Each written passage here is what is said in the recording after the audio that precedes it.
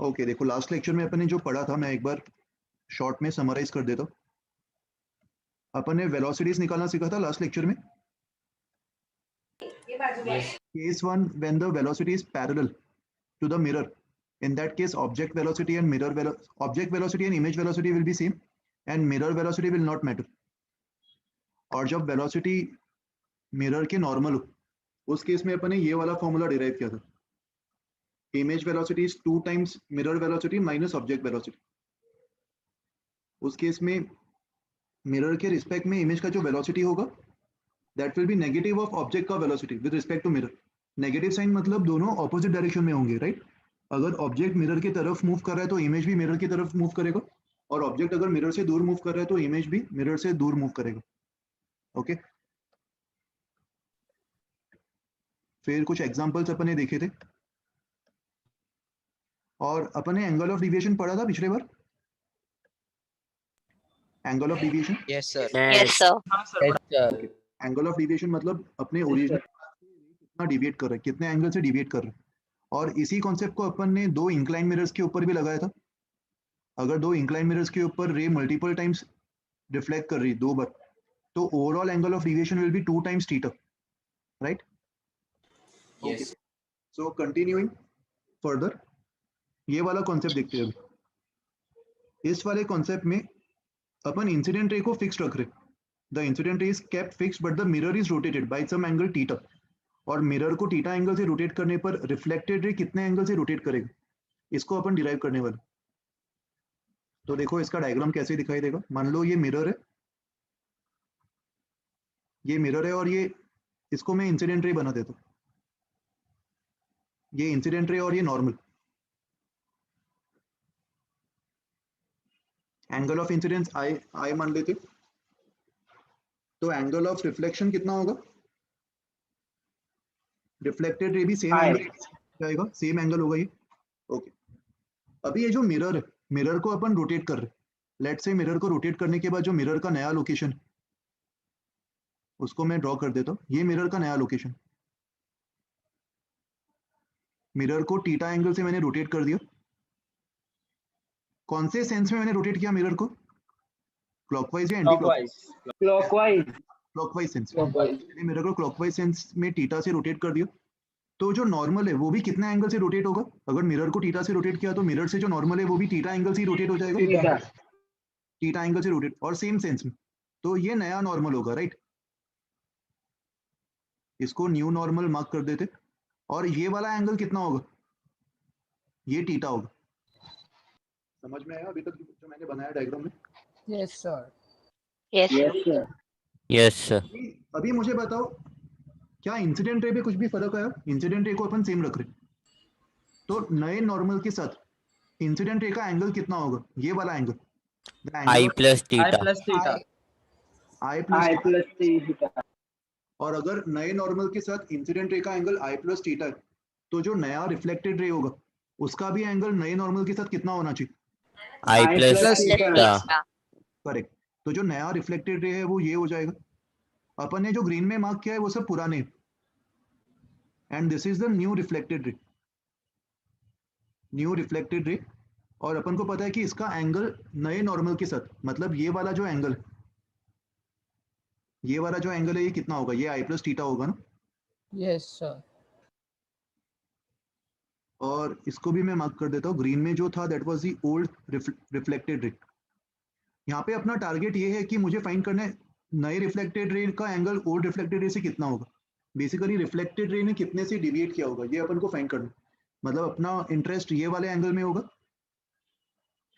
ये वाले एंगल को मैं x मान लेता हूँ। अपन को x फाइंड करना है किसी तरीके से, राइट? तो यहाँ पे ज्योमेट्री अप्लाई करके अपन x निकाल सकते। मुझे बताओ ये बीच वाला एंगल कितना होगा? अगर ये वाला एंगल मैं तुमसे पूछूं, ये बता सकते हो किसके इक्वल होगा? आई minus theta. I minus theta.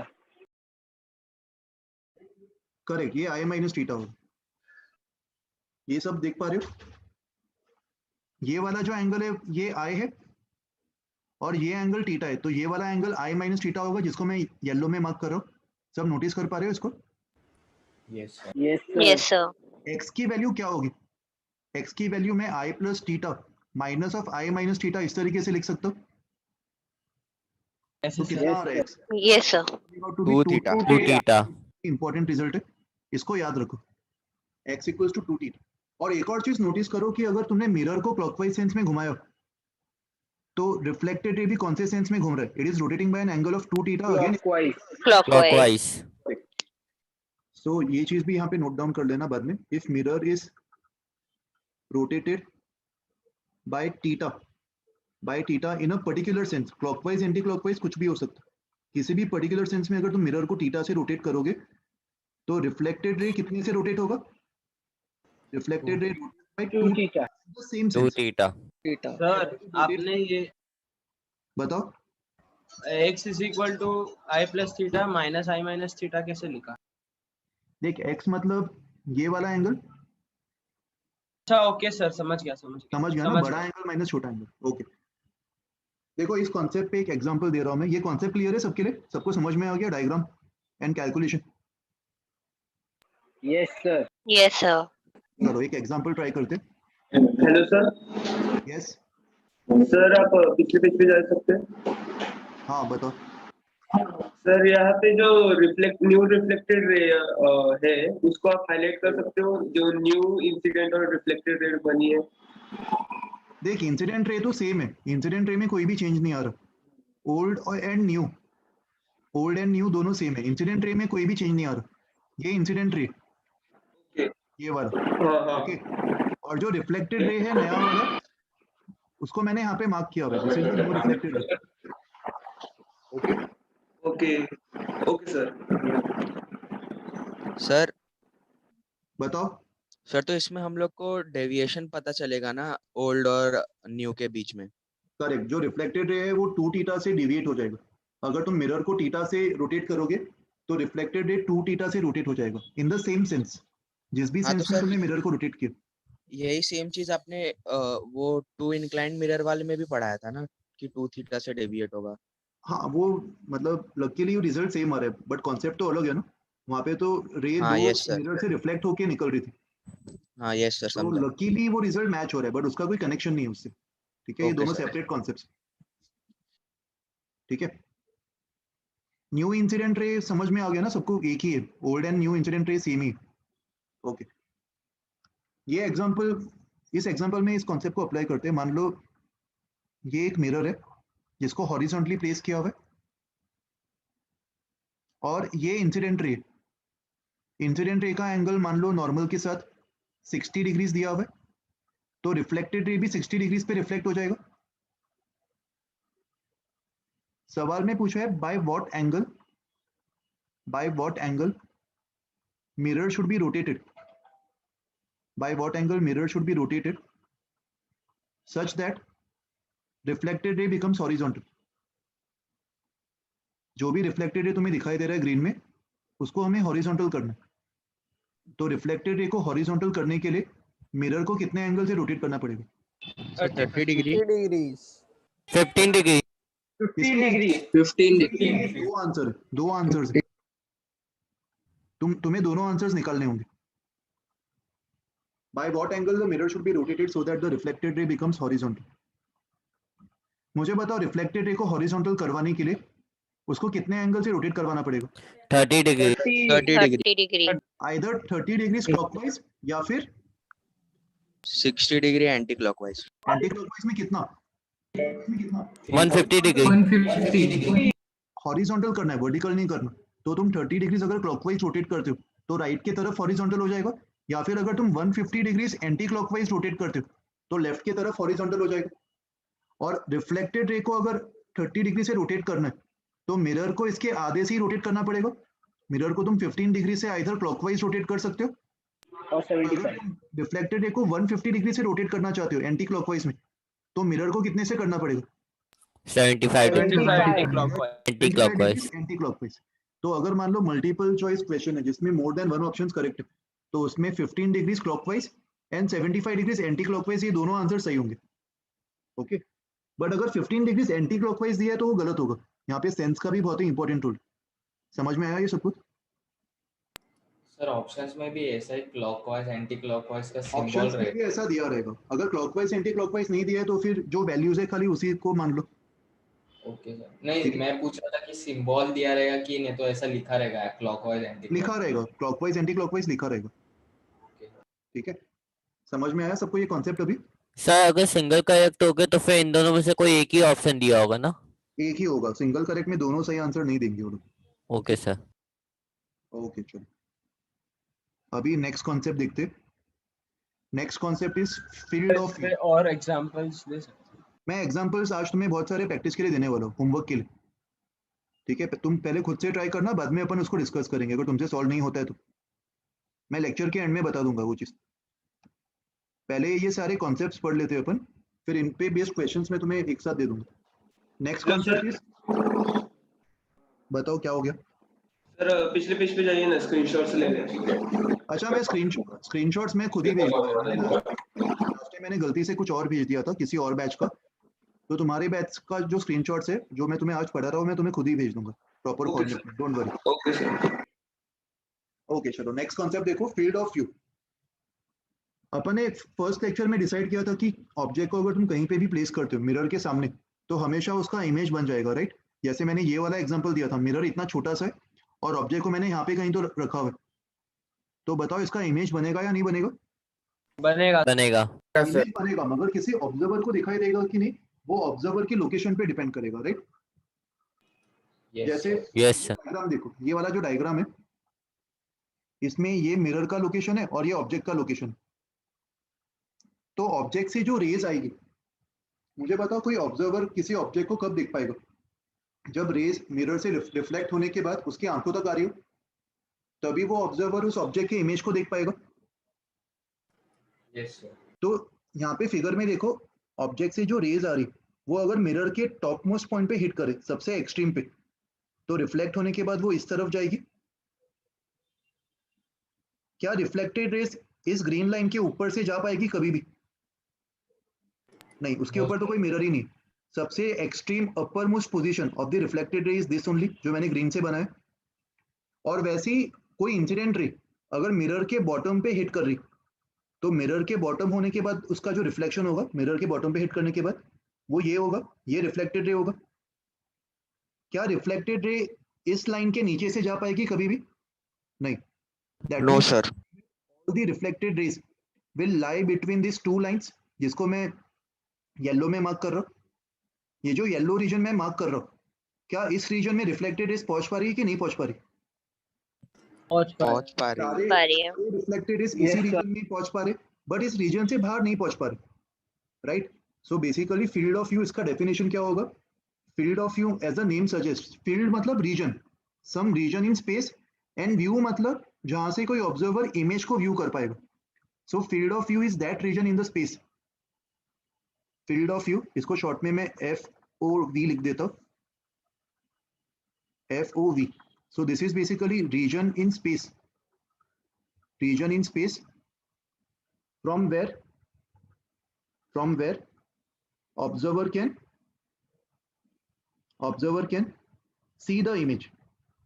Observer can see the image of any object. और मुझे बताओ ये फील्ड ऑफ व्यू किस पे डिपेंड करेगा? क्या ये ऑब्जेक्ट के लोकेशन पे डिपेंड करेगा? Yes sir. Yes, sir. Location of object, it depends on location of object as well as mirror. Mirror के लोकेशन पे भी डिपेंड करेगा, राइट? Yes sir. और क्या ये मिरर के साइज पे डिपेंड करेगा? Yes, mirror yes sir. अगर मिरर का साइज तुम बढ़ा दोगे तो फील्ड ऑफ व्यू भी बढ़ जाएगा, और मिरर का साइज अगर तुम छोटा करोगे तो फील्ड ऑफ व्यू भी छोटा हो जाएगा। छोटा जाएगा। तो ये दो पॉइंट्स याद रखो फील्ड ऑफ व्यू के। समझ में आया ये कॉन्सेप्ट सबको?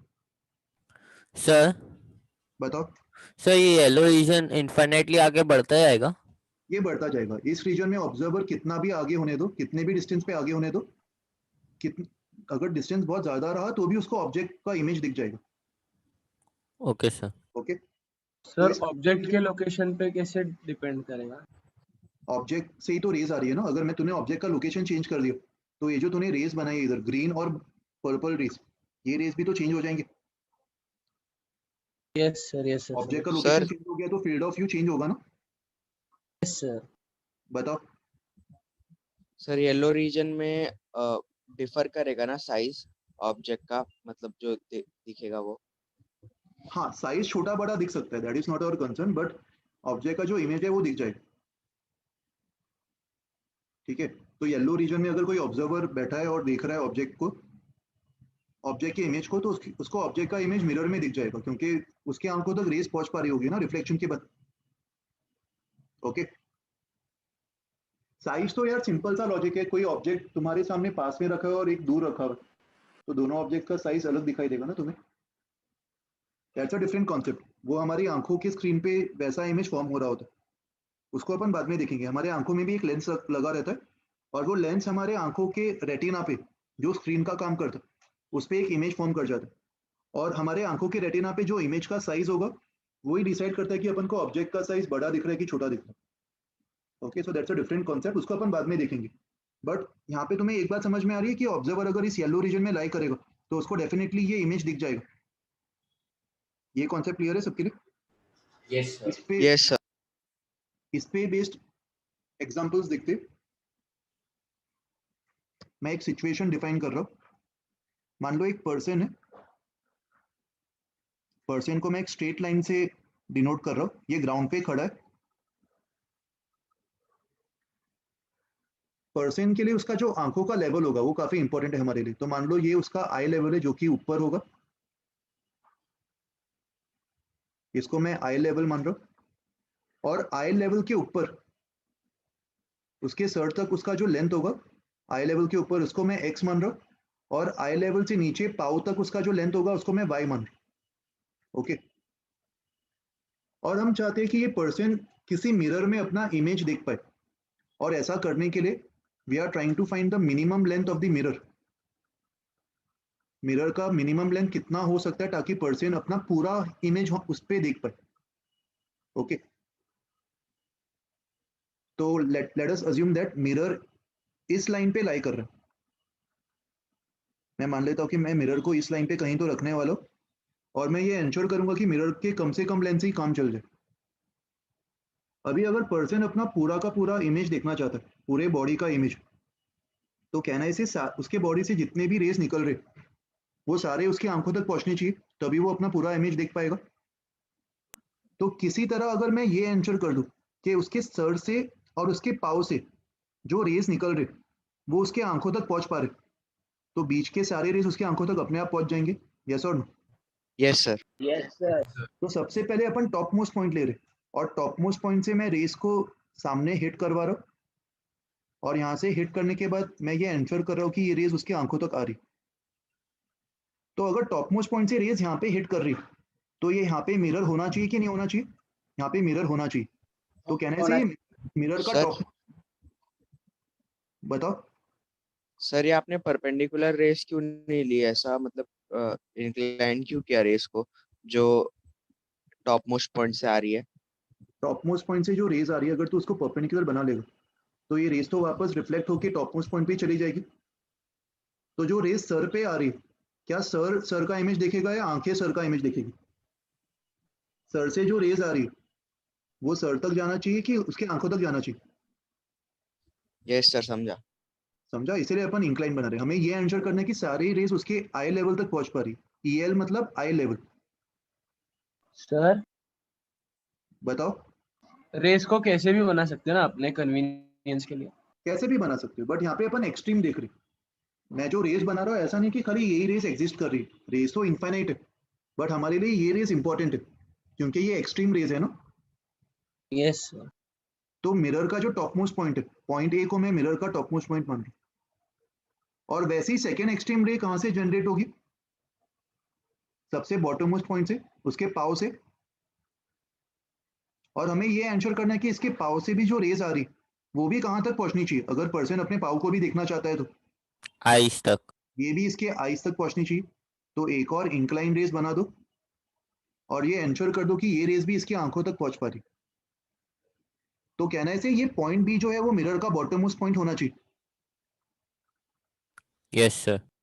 Bottom most point of the mirror.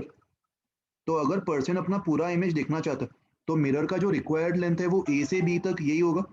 अगर तुम इतना लेंथ का मिरर उसके सामने रखते हो तो उसके सर से लेके उसके पाँव तक जितने भी रेस निकल रहे वो उसके आंखों तक पहुंच पाएंगे, ये अपन ने एंश्योर कर दिया।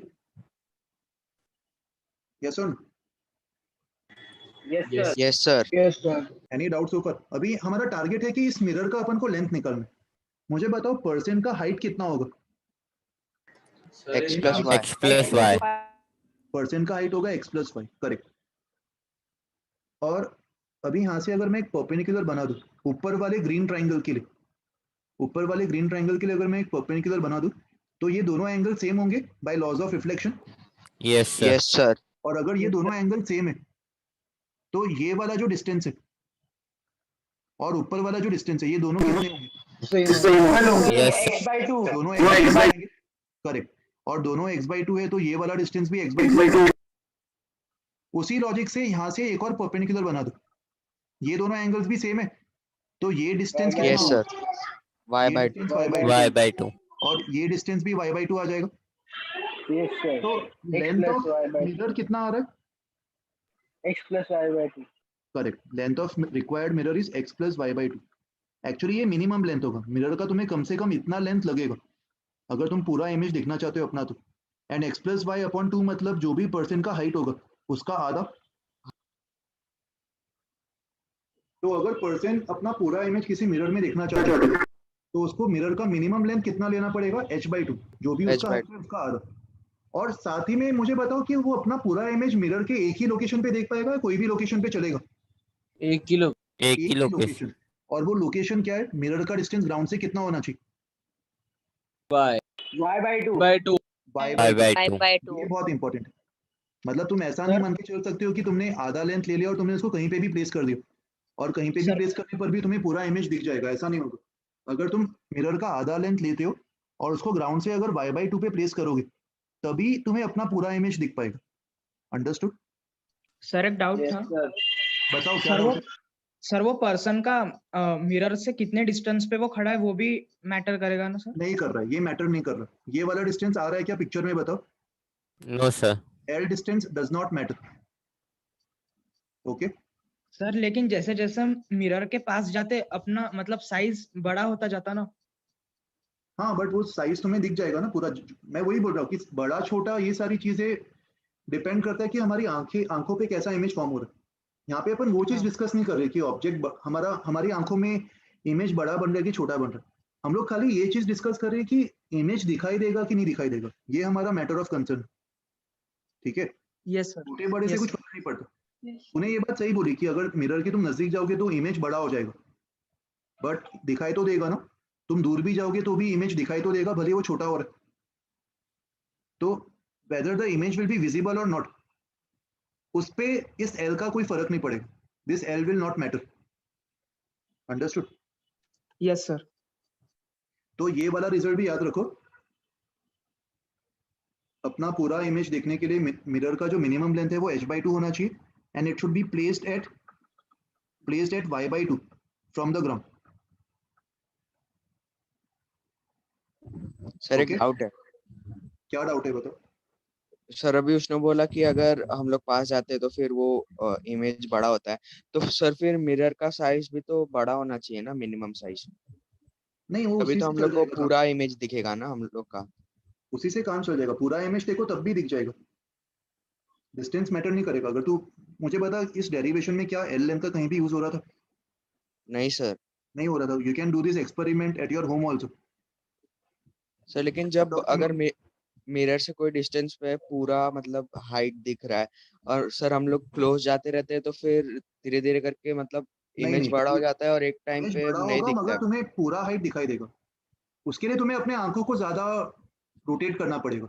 मतलब ये जो तेरी आंखें है ना, तेरे को पूरा इमेज दिखाई देने में दिक्कत आ सकती है, बट तुझे आंखों का जो तेरा ब्लैक पोर्शन होता है उसको तुझे नीचे रोटेट करके देखना पड़ेगा, तभी तो दिख पाएगा। तो ईज ऑफ व्यूइंग शायद कम हो जाएगा। अपन को ऐसा परसेप्शन होता है कि अपन मिरर के पास जा रहे हैं तो पूरा इमेज दिखने में दिक्कत आ रही होती है, यस और नो? पर वो यस दिक्कत सर। इसलिए आ रही है क्योंकि हमारे आंखों का जो, उसका नाम मुझे याद नहीं आ रहा अभी, जो ब्लैक पोर्शन होता है उसको तुम्हें और ज्यादा रोटेट करना पड़ता है। तो तुम्हारी आंखें आइरिस। पहले जो रिलैक्स थी, पहले जो तुम्हारी आंखें रिलैक्स स्टेट में थी वो थोड़ा सा और स्ट्रेस्ड स्टेट में आ जाती। बट अगर तुम स्ट्रेस स्टेट में भी अपनी आंखों को प्रॉपर तरीके से व्यूइंग एंगल पे लेके आओगे तो तुम नजदीक से भी अपना पूरा इमेज देख पाओगे। Okay okay sir. एक बार ट्राई करके देख सकते हो तुम। Anything else? ओके देखो अभी इस पे बेस्ड एक एग्जांपल ट्राई करते हैं, तुम्हें ये कॉन्सेप्ट और अच्छे से समझ में आ जाएगा इस एग्जांपल से। मान लो पर्सन का हाइट दिया हुआ है 1.5 metres.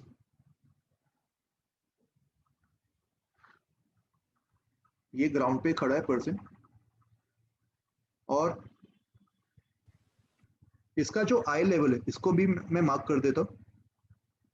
Let's say I level is at a distance of 0.2 meters from the top. Okay? और एक मिरर को उसके सामने प्लेस किया गया है। मिरर को ग्राउंड से 0.5 मीटर्स ऊपर रखा है और मिरर का जो लेंथ है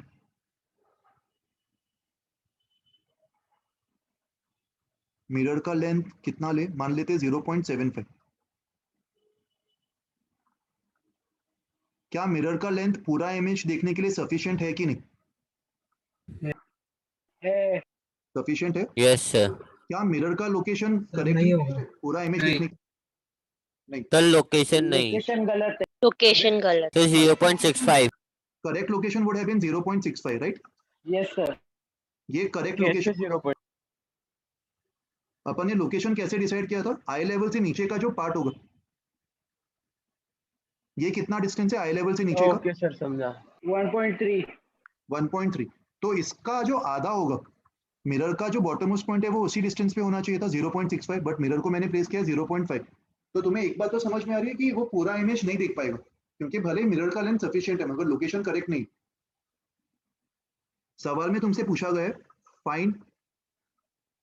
फाइंड द लेंथ या फिर find the height of himself that the person is able to view. Person is able to view, वो अपने इमेज का कितना हाइट देख पाएगा। Find the height of image that the person is able to view. तो देखो ऐसे type के सवाल को अपन किस तरीके से सॉल्व कर सकते हैं, जो अपन ने डेरिवेशन में यूज किया था वैसे ही सॉल्व करेंगे। सबसे एक्सट्रीम रेस ले लो, सबसे एक्सट्रीम रेस, और रेस का टारगेट क्या होना चाहिए? Final destination. रेस फाइनली कहां तक पहुंचनी चाहिए? आई लेवल, पर्सन की आंखों तक पहुंचनी चाहिए। करेक्ट, रेस फाइनली पर्सन की आंखों तक पहुंचनी चाहिए। तो एक रे को मैं पर्सन की आंखों से मिरर के टॉप मोस्ट पॉइंट तक बना रहा हूं। तो कहना है ये रेस यहां से रिफ्लेक्ट होके आ रही होगी। ये रे डायग्राम समझ में आ रहा है? और जो रेस मिरर के बॉटम मोस्ट पॉइंट से टकरा के पर्सन की आंखों तक पहुंच रही होगी, वो रेस तो यहां से आ रही होगी। तो इससे तुम देख पा रहे हो पर्सन को अपना नीचे का हिस्सा तो पूरा दिख जाएगा पाँव तक, और साथ ही में उसको ग्राउंड का इतना वाला लेंथ भी दिखाई दे रहा होगा। यस और नो? बट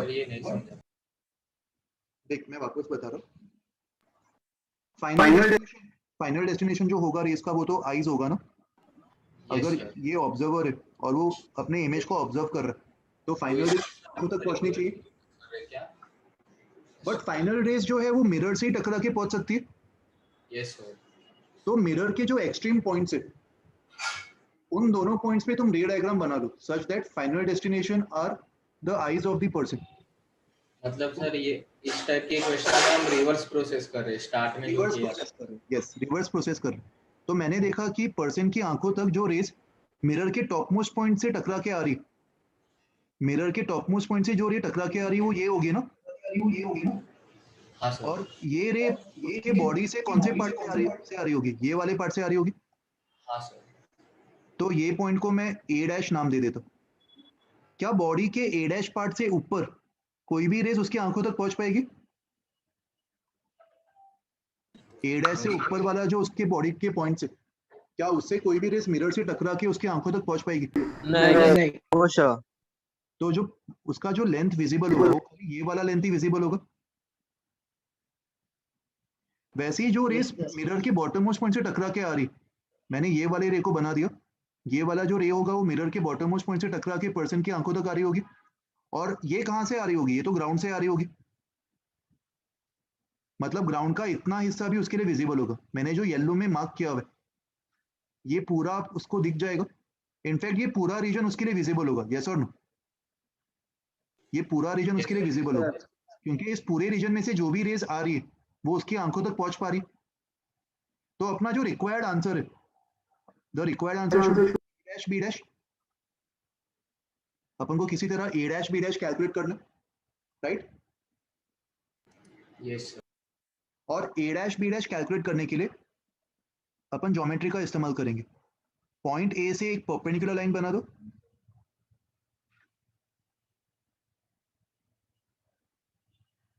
पॉइंट ए से एक परपेंडिकुलर लाइन बना दो, और देखो कि सबसे पहले ये ऑब्जर्व करके बताओ कि आंखों के लेवल से लेके ए तक जो डिस्टेंस होगा वो कितना होगा। आंखों का लेवल कितने हाइट पे? 1.3 मीटर। 1.3।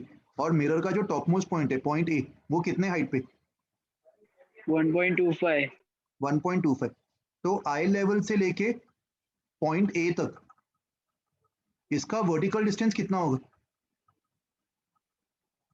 कैन आई से दिस विल बी 1.3 माइनस 1.25? 0.75। 0.05 होगा ये आंखों के लेवल तक, आंखों के लेवल से लेके पॉइंट ए तक का जो डिस्टेंस है, मतलब ये वाला डिस्टेंस, ये वाला डिस्टेंस, ये 0.05 होगा। और अगर ये 0.05 है तो ये भी 0.05 होगा।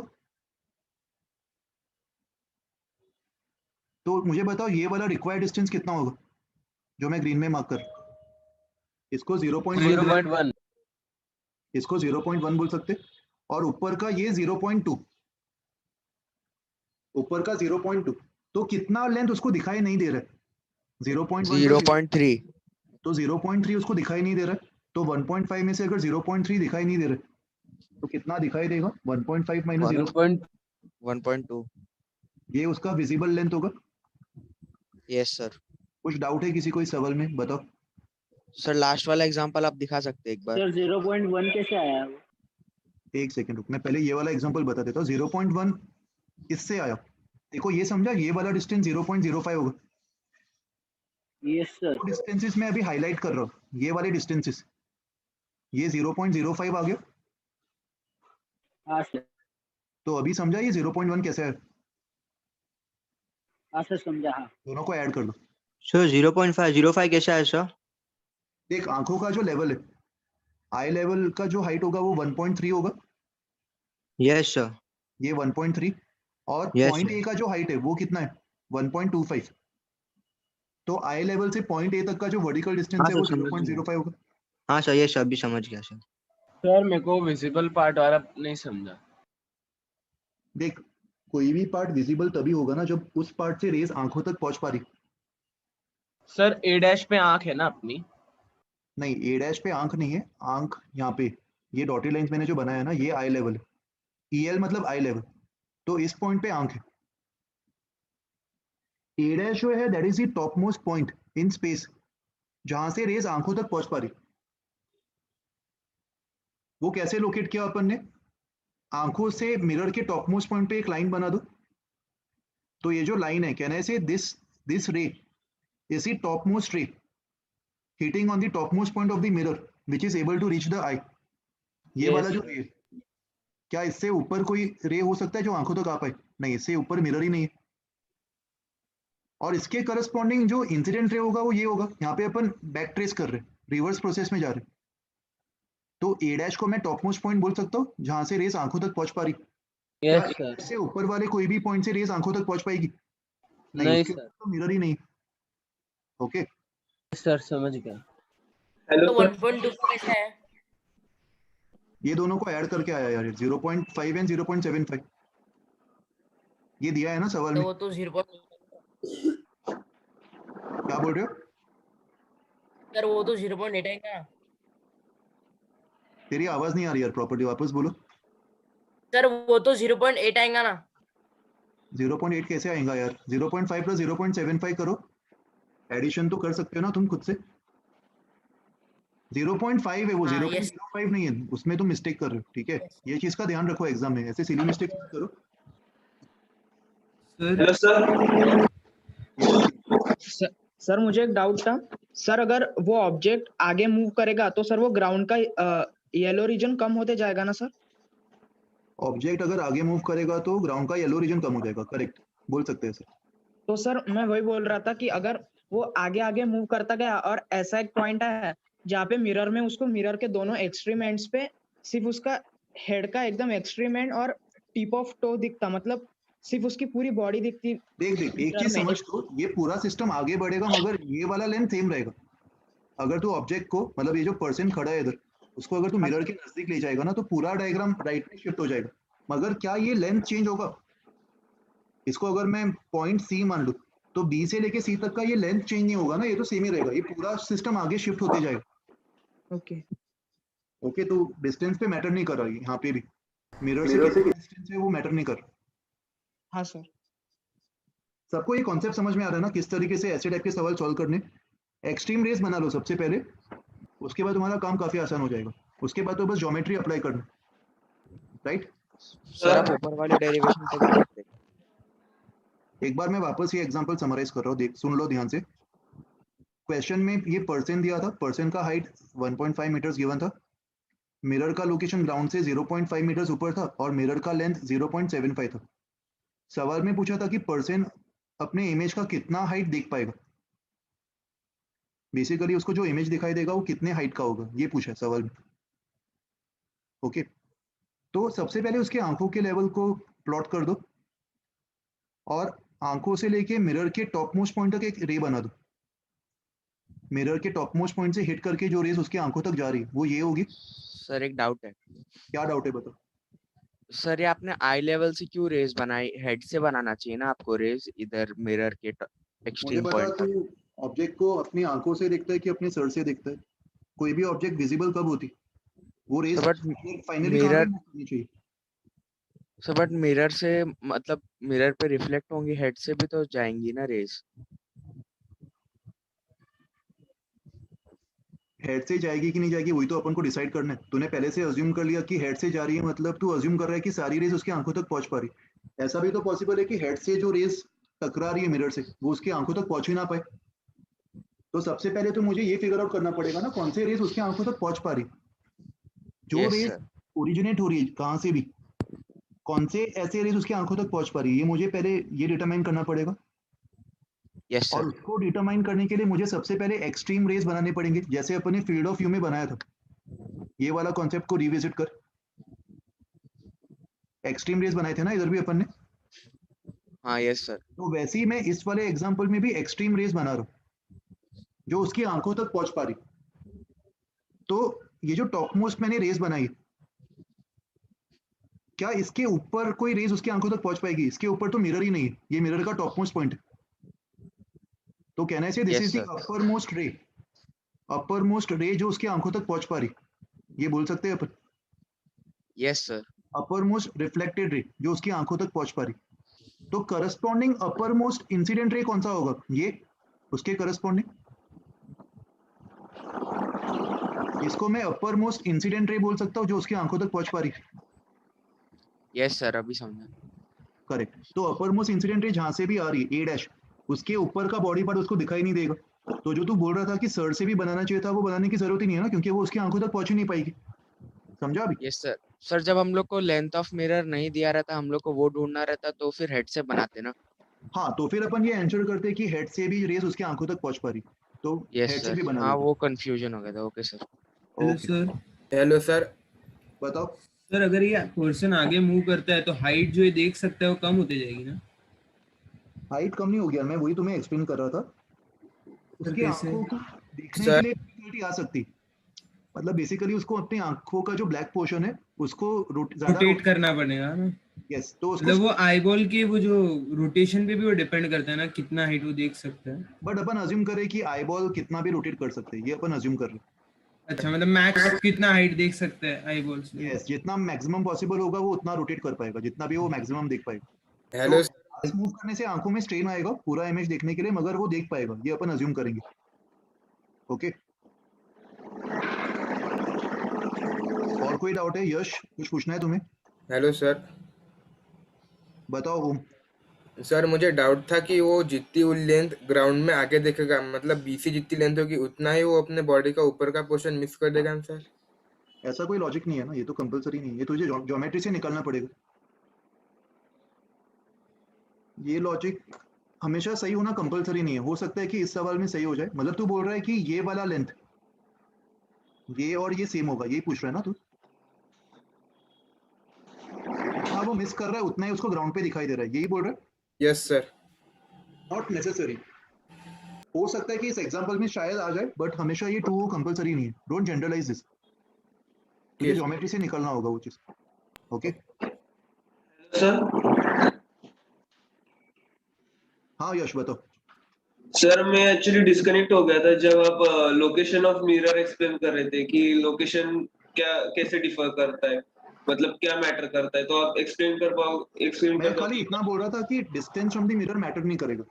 अपने जो भी डेरिवेशन किया इधर, जो भी अपने आंसर्स निकाले, क्या उसमें ये वाला डायमेंशन मैटर कर रहा था, distance of the object from the mirror? No sir. बस वही मैं बता रहा था। और मैं सर ये बता रहा था कि पर्सन जब आगे जाएगा, मिरर के नजदीक जाएगा, उस केस में उसकी आंखों को अपना पूरा इमेज देखने के लिए तकलीफ हो सकती है, ज्यादा रोटेट करना पड़ सकता है, मगर फिर भी वो देख पाएगा। डिस्टेंस मैटर नहीं करेगा, मैं बस इतना ही बोल रहा था। और सर ये 0.5 मीटर आपने क्या बनाया है मिरर के नीचे, ये सब क्यों एरो बनाया वो? अरे भाई वो डिस्टेंस दिया है ना सवाल में, ये सवाल में गिवन है ये डायमेंशन। एरो मतलब वही मुझे समझ नहीं आ रहा, क्योंकि आपने जब स्टार्ट किया क्वेश्चन को तब आपने बोला कि लेंथ ऑफ मिरर तो सही है पर लोकेशन ऑफ मिरर प्रॉब्लमेटिक है, तो वो कैसे वो समझ नहीं आया। लोकेशन ऑफ मिरर कितना होना चाहिए? मैंने बताया तो था y/2 होना चाहिए ना ये डिस्टेंस। अगर डिस्टेंस y है तो लोकेशन y/2 होना चाहिए। Okay sir. मतलब 0.65, बट 0.65 पे तो है नहीं ये। सर मैं तभी डिस्कनेक्ट हो गया था। Thank you sir. Okay no problem. चलो अभी आगे बढ़ते। एक और मैं सिचुएशन दे रहा हूँ। देखो सिचुएशन अलग अलग हो सकते हैं, एग्जांपल्स में कुछ भी सिचुएशन डिफाइन कर सकते हैं, मगर उनको सॉल्व करने का कॉन्सेप्ट सेम होगा। तो ये जो सिचुएशन है इसको मैं नए पेज पे डिफाइन कर देता हूँ तुम्हारे लिए। मान लो यहाँ पे एक दीवार है, वॉल, ये ग्राउंड मान लेते। वॉल को ऐसी स्ट्रेट लाइन से रहने दो, उस पर मैं डॉटेड लाइंस नहीं बना रहा। ये ग्राउंड है और सामने वाले दीवार पे, सामने वाला जो दीवार है इधर, इस पे अपन को एक मिरर को हैंग करना। Okay, let us assume that this length is L। दोनों वॉल्स के बीच का जो डिस्टेंस है उसको L मान लेते। ये वॉल का टॉप मोस्ट पॉइंट है, पॉइंट A, और ये वॉल का बॉटम मोस्ट पॉइंट है, पॉइंट B। ओके, और दोनों वॉल्स के एग्जैक्टली बीच में एक आदमी खड़ा है, एग्जैक्टली बीच में एक आदमी खड़ा है। तो ये डिस्टेंस L/2 होगा, राइट? और आदमी वॉल AB को मिरर में देखना चाहता है, और मिरर को अपन कहाँ पे हैंग कर रहे हैं? सामने वाले वॉल पे। इस वाले वॉल पे a mirror is to be hanged, mirror is to be placed on this wall. और हमें फाइंड करना है कि इस मिरर का मिनिमम लेंथ कितना होना चाहिए, minimum length of the mirror, such that the observer who is standing at L/2, such that observer is able to see the entire image of the wall, the entire image of which wall? Entire image of wall AB। ये सवाल समझ में आया सबको? ये situation समझ में आ रही? Yes sir. तो देखो पर्सन जो है वो इस लाइन के ऊपर लाई करेगा, और पर्सन के लिए कौन सा पार्ट इंपॉर्टेंट रहेगा इमेज को देखने के लिए? आई लेवल, यस और नो? तो पूरा पर्सन ड्रॉ करने की बजाय अपन खाली उसकी आंखों को ड्रॉ कर देते। मान लेते कि उसकी आंखें कहीं तो यहाँ पे होगी, और ये आंखें किसको देखना चाह रही है? वॉल के इमेज को, यस और नो? Yes sir. मुझे मिरर का मिनिमम लेंथ चाहिए, तो अपन को क्या आंसर करना होगा? वो वॉल के कौन से पॉइंट्स को देख पाना चाहिए पूरे वॉल को देखने के लिए?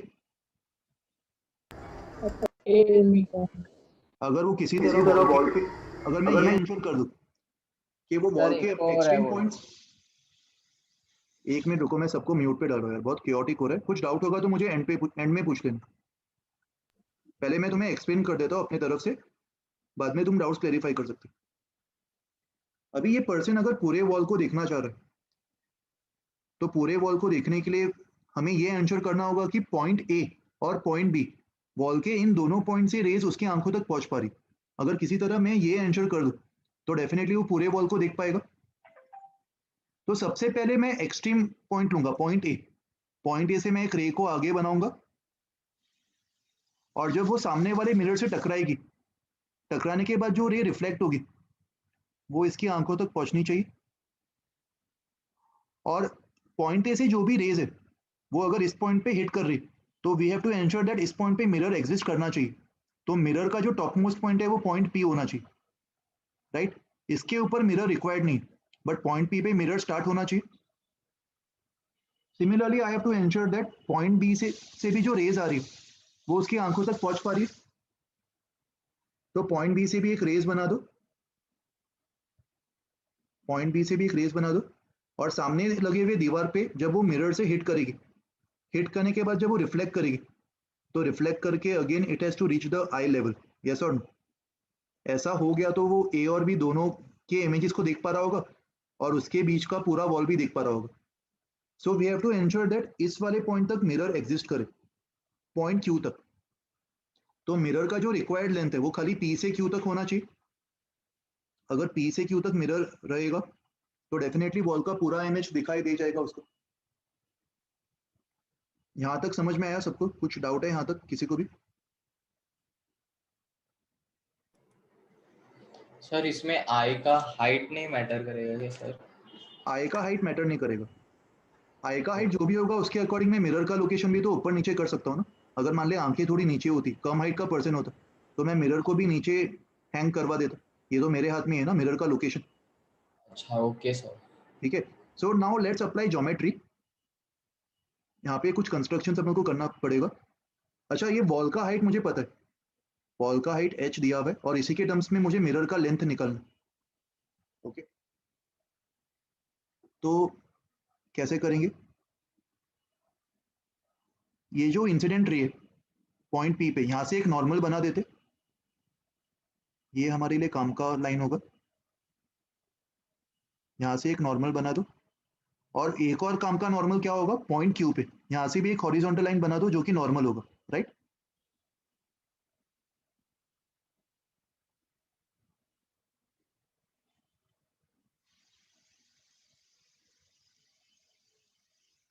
और मैं एक और लाइन बना रहा हूँ इधर, ये वाला। Late me name the points. इसको पॉइंट सी नाम दे देते और इसको पॉइंट आर नाम दे देते और इसको आई को पॉइंट ई नाम दे देते। E is the eye level. तो तुम देख पा रहे हो triangle ACP is similar to triangle, कौन से ट्राइंगल की सिमिलर होगा? ACP, EPR। ये ऑब्जर्व कर पा रहे हो? ये दोनों एंगल्स तो सेम होंगे और ये वाला एंगल भी सेम होगा, तो ये दोनों ट्राइंगल सिमिलर होंगे। और अगर ये दोनों ट्राइंगल सिमिलर है मतलब साइड्स के रेशियो सेम होने चाहिए। Let me assume that this dimension is x, ये डायमेंशन को x मान लेते। तो साइड्स के रेशियो सेम मतलब AC अपॉन PR, ये किसके इक्वल होना चाहिए? इसको मैं PC अपॉन RE के इक्वल कर सकता हूँ, and PC upon RE is 2 और AC को मैंने x माना था, तो यहाँ से तुम्हें PR x/2 मिल रहा है। ये समझ में आया कि नहीं सबको? Yes sir. ट्राइंगल सिमिलर क्यों होंगे? क्योंकि एक एंगल तो 90 है दोनों के लिए और एक एंगल सेम है, ये दोनों एंगल सेम है। तो किसी भी ट्राइंगल के अगर दो एंगल सेम है तो तीसरा एंगल तो डेफिनेटली सेम हो ही जाएगा और उस ट्राइंगल को अपन सिमिलर बोल सकते। एक्चुअली एक काम करते, मैं PR को x मान लेता हूँ, PR को x मान लेता हूँ, तो ये 2x हो जाएगा, राइट? अपन को फ्रैक्शन से डील नहीं करना पड़ेगा।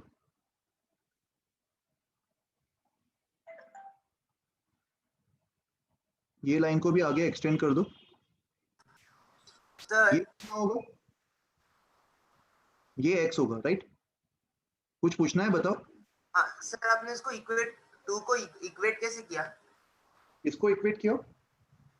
PC upon RE equals to 2 कैसे किया?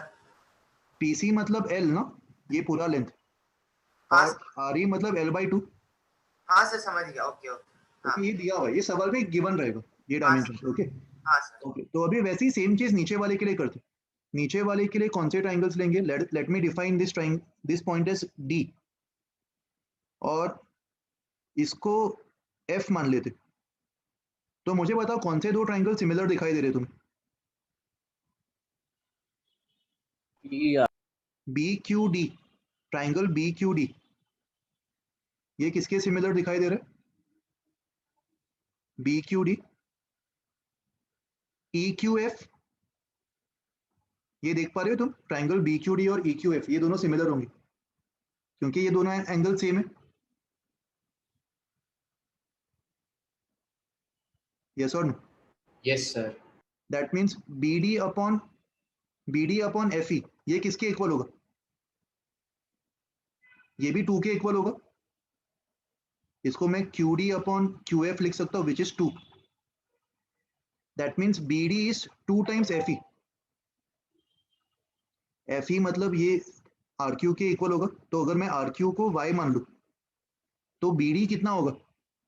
BD 2Y होगा और ये भी Y होगा। यस और no?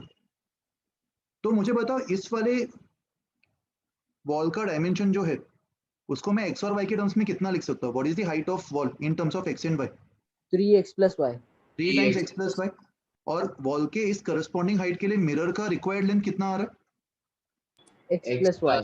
Required length of mirror ये x प्लस y आ रहा है। x प्लस y मतलब जो भी वॉल का हाइट होगा उसका 1/3। समझा ये सब कुछ? Yes sir. So the minimum height of the mirror, the minimum length of the mirror should be 1/3 of the length of the wall to be able to view the image. ये result तुम्हें memorise नहीं करना, it's like an example. ये example को तुम्हें वापस खुद से ट्राई करना चाहिए नोट्स कंप्लीट करते समय। ओके कुछ डाउट है किसी भी स्टेप में तो बताओ। सर बट ये तो सिर्फ 2y हाइट के लिए है ना, ग्राउंड से? ग्राउंड से 2y, यस, लोकेशन मैटर करेगा। तो अगर तुम मिरर का मिनिमम लेंथ h/3 रख रहे हो तो ऐसा नहीं होगा कि तुम h/3 किसी भी लोकेशन पे रखोगे तो तुम्हें दिख जाएगा। लोकेशन भी मैटर करेगा। तो लोकेशन क्या होना चाहिए? 2y। Location should be 2y। Okay sir yes, आपने वो लास्ट केस में डिफाइन कर दिया कि वो वॉल हाइट इतना half of the height of the, अरे मतलब y/2 होना चाहिए, जो फिक्स हो गया। इस केस में तो सब चेंजेस होगा ना डायमेंशन में, मतलब हाँ ऑब्वियसली। अगर तुम लेंथ को चेंज कर दो, अगर मान लो ये आदमी एग्जैक्टली सेंटर पे नहीं खड़ा होता, किसी और जगह खड़ा होता, तो ऑब्वियसली आंसर अलग आएगा। बट कॉन्सेप्ट तो सेम रहेगा ना, तुम डिराइव कर सकते हो ना। मतलब वो तो इसीलिए मैं बोल रहा हूँ कि फाइनल रिजल्ट याद मत रखो, बट ये प्रोसेस याद रखो। ये अपन किस तरीके से डिराइव कर रहे हैं इसको समझ लो अच्छे से, फिर कैसा भी सवाल आने दो तुम सॉल्व कर लोगे, है ना। और देखो यहाँ पे एक और इम्पोर्टेंट चीज अपन ने क्या देखी, अगर आई लेवल ग्राउंड से 3y पे है, आई लेवल तुम्हें 3y पे दिख रहा है ना ग्राउंड से, तो मिरर का लोकेशन ग्राउंड से कितने पे होना चाहिए? 2y। तभी h/3 मिनिमम लेंथ पे उसको पूरा इमेज दिख जाएगा वॉल का। ओके सर पर लेकिन हमने जो पिछला वाला किया था कंसेप्ट, वो तो कंसेप्ट और वो रिजल्ट दोनों याद रख सकते हैं ना उसका? पिछले वाले का याद रख सकते हो, h/2 वो काफी स्टैंडर्ड रिजल्ट है, तो उसको तुम याद रख सकते हो कि अगर किसी आदमी को अपना पूरा इमेज देखना है तो मिरर का जो लेंथ है वो h/2 होना चाहिए और उसका लोकेशन क्या होना चाहिए ग्राउंड से? y/2। y/2, y मतलब उसके आंखों का लेवल, तो जो भी उसका आंखों का लेवल होगा ग्राउंड से उसका आधा होना चाहिए। करेक्ट, ठीक है। आगे बढ़े, ये समझ में आ गया सबको? सर आप 2-3 प्रॉपर्टीज बता सकते हो क्या जो फ्रीक्वेंटली यूज होगी, जैसे इसमें आपने हाइट वाला लिया सर, वो साइड्स का रेशियो? बस वही यूज कर रहे हैं अपन, सिमिलर ट्रायंगल्स। ज्योमेट्री में तो बस यही तुम्हें यूज करना होगा लेंस निकालने के लिए, और बाकी तो लेंस को ऐड करने पर बड़ा लेंथ बन जाएगा, तो ऑब्वियस है ना। जैसे हाइट को अपन 3 टाइम्स x प्लस वाई बोल सकते। तो बस ये कॉमन सेंस तुम्हें यूज करना होगा ऐसे सवालों में ज्योमेट्री अप्लाई करके, और साथ में सिमिलर ट्रायंगल्स, ये इंपॉर्टेंट प्रॉपर्टी, ठीक है। और सर इस सर एस्थेटिक सर अगर एक सेकेंड, एक एक करके बोलो प्लीज। हर्ष बताओ क्या बोल रहे हो तुम? हाँ सर, तो ऐसे टाइप के में diagram sir clean and tidy कैसे रखेंगे, मतलब ये तो मेस हो सकता है ना बहुत।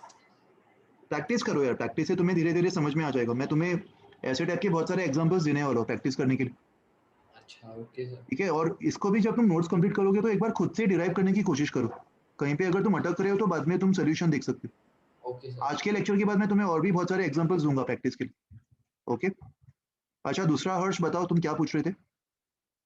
सर अगर वो पर्सन थोड़ा आगे या पीछे, मतलब L/2 के जगह 3L/4 या L/4 ऐसे जगह पे खड़ा होता तब भी रिजल्ट सेम ही आता ना सर? नहीं, तब अलग आता, क्योंकि यहाँ पे ये पर्सन का लोकेशन मैटर कर रहा है ना। मुझे बताओ, क्या ये L/2 डायमेंशन अपन नहीं यूज कर रहे थे? इधर कर रहे थे ना रेशियो में, हाँ तभी सर। तो रेशियो 2 आया था।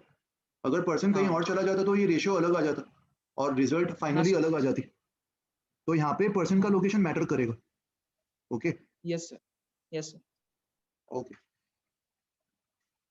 चलो आगे बढ़ते। दो पैरेलल मिरर्स के बीच में अगर अपन किसी एक ऑब्जेक्ट को रखते तो मल्टीपल इमेजेस फॉर्म हो जाएंगे। तुमने सलून्स पे देखा होगा ये चीज, आमने सामने दो मिरर्स रखे हुए और बीच में एक ऑब्जेक्ट। क्या लगता है कितने इमेज फॉर्म होंगे? Infinite, correct. There will be infinite images. और उन इमेजेस का लोकेशन कैसे प्लॉट करेंगे इसको अपन सीख लेते। इनफाइनाइट इमेजेस तो फॉर्म होंगे, बट किस तरीके से फॉर्म होंगे उसको समझते। ऑब्जेक्ट से एक नॉर्मल बना दो, सारे इमेजेस इसी लाइन पे लाई करेंगे, ये बोल सकते हैं अपन। Let me name this mirror as M1 and this mirror as M2। Object का डिस्टेंस मिरर 1 से L1 मान लेते और मिरर 2 से L2, और दोनों मिरर्स के बीच का जो डिस्टेंस है इसको L मान लेते, ओके।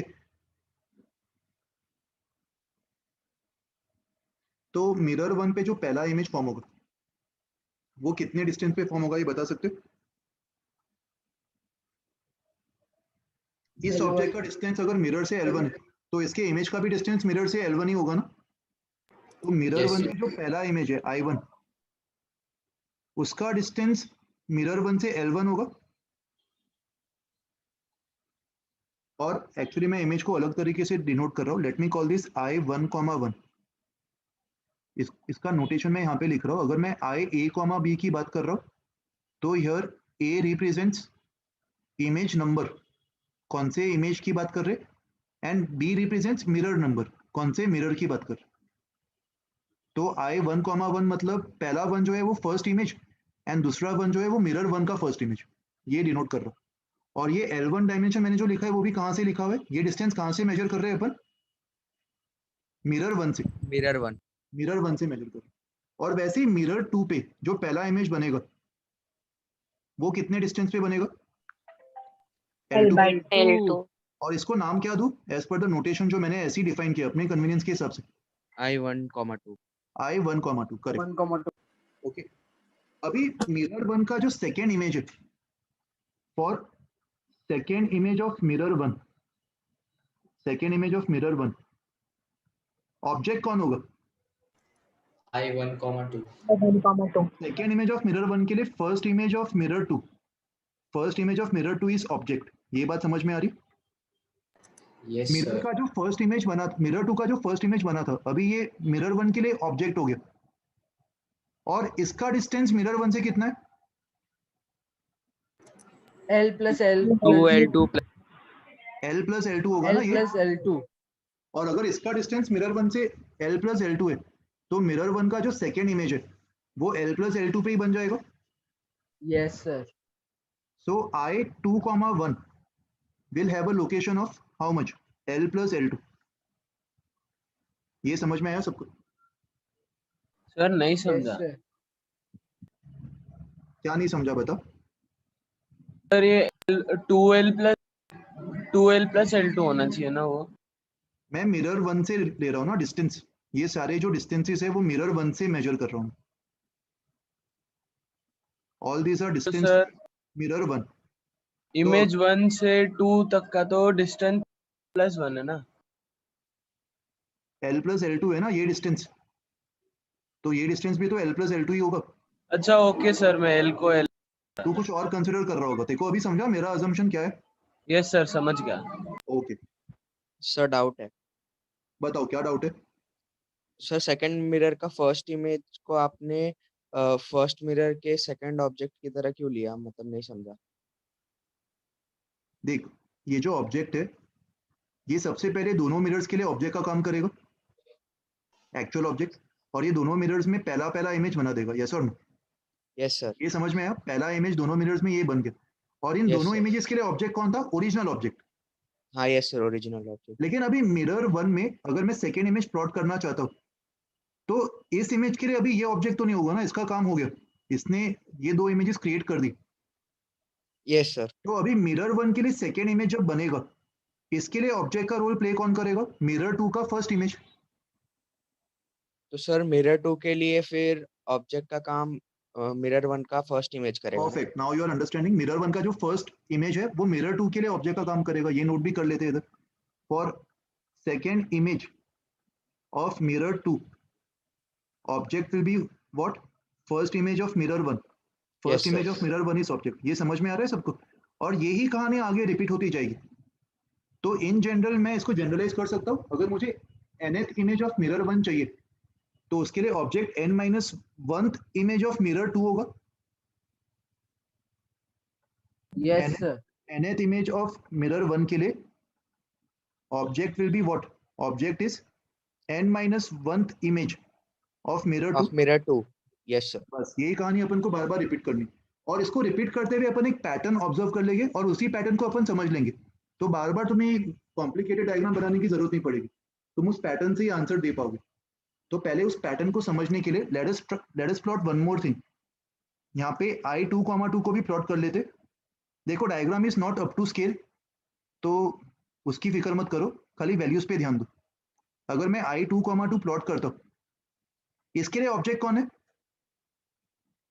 I2, 2 के लिए ऑब्जेक्ट कौन है? I1, 1 I1, 1 और I1, 1 का डिस्टेंस M2 से कितना है? L plus L1 L1 plus L1 L plus L1 L plus L1। तो इसका भी डिस्टेंस मिरर 2 से L प्लस L1 ही होगा। ये Yes, बात समझ sir. में आ रही? और इसी चीज को अगर मैं एक टेबल के फॉर्म में जनरलाइज करूं, यहाँ पे जब भी तुम्हें ऐसा टाइप का सवाल आएगा ना तो एक टेबल बना लो। टेबल में दो कॉलम्स होंगे, एक मिरर 1 के लिए कॉलम और एक मिरर 2 के लिए कॉलम, एंड दोनों कॉलम्स में अपन इमेज का डिस्टेंस लिखेंगे with reference to the corresponding mirror. तो अगर मैं मिरर 1 का कॉलम फिल कर रहा हूँ तो यहाँ पे जो भी डिस्टेंसेस होंगे वो मिरर 1 से ही होंगे। तो बताओ मिरर 1 पे जो पहला इमेज होगा उसका डिस्टेंस कितना आ रहा है? L1 आ रहा है, और मिरर 2 पे जो पहला इमेज है उसका डिस्टेंस L2 आ रहा है। अभी मिरर 2 का जो सेकेंड इमेज होगा इसको कैलकुलेट करने के लिए you can remember this trick. ये जो L2 आया था ना इधर, इस L2 को मिरर के दोनों मिरर्स के बीच में जो डिस्टेंस है उससे ऐड कर दो।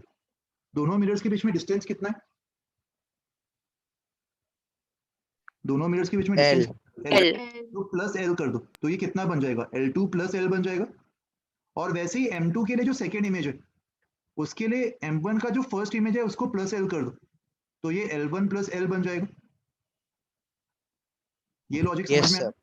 और इसी लॉजिक को अगर मैं आगे एक्सटेंड करूं, मुझे बताओ M1 का जो थर्ड इमेज है उसके लिए M2 का जो सेकेंड एंट्री है उसको मैं वापस L से ऐड कर दूंगा। 2L plus L1। परफेक्ट, ये 2L प्लस L1 आ जाएगा। और वैसे ही यहाँ पे एंट्री क्या आएगी? 2L 2L plus plus L2 L2। और ये प्रोसेस आगे बढ़ते जाएगा, सेम प्रोसेस आगे रिपीट होते जाएगा। तो अगर तुम्हें सवाल में कोई भी इमेज का लोकेशन पूछ रहे तो तुम बिना डायग्राम ड्रॉ किए डायरेक्टली इस टेबल को प्लॉट कर सकते हो, इस टेबल को बना सकते हो। Yes, और sir. मान लो वो लोग ने पूछ लिया कि मिरर 1 में जो थर्ड इमेज होगा उसका डिस्टेंस कितना होगा मिरर 1 से, तो तुम डायरेक्टली 2L प्लस L1 बोल सकते हो। ये कॉन्सेप्ट समझ में आया सबको? Yes, sir. इस पे बेस्ड एक एग्जांपल ट्राई कर लेते हैं अभी, तो तुम्हें समझ में आ जाएगा कैसे अप्लाई करना है इसको एग्जांपल। मान लो दो मिरर्स है और यहाँ पे अपन पैरेलल मिरर्स की बात कर रहे हैं, दोनों मिरर्स पैरेलल है और उनके बीच का डिस्टेंस अपन 15 मान लेते, 15 मीटर। ये ऑब्जेक्ट है, मान लो ऑब्जेक्ट का डिस्टेंस मिरर 1 से 7 मीटर्स है और मिरर 2 से मान लेते इसका डिस्टेंस 8 मीटर्स है। रेफरेंस के लिए एक लाइन बना दो, ये मिरर 1 और ये मिरर 2। सवाल में पूछा है find distance between second image of mirror 1 and third image of mirror 2। Mirror 1 का जो सेकेंड इमेज होगा और मिरर 2 का जो थर्ड इमेज होगा, इसके बीच में डिस्टेंस निकालना है। तो कैलकुलेट करने के लिए टेबल बना दो, सबसे बेस्ट तरीका। टेबल में m1 m2 मार्क कर दो और सारे डिस्टेंसेस मार्क करते जाओ। m1 का पहला इमेज कितने पे होगा?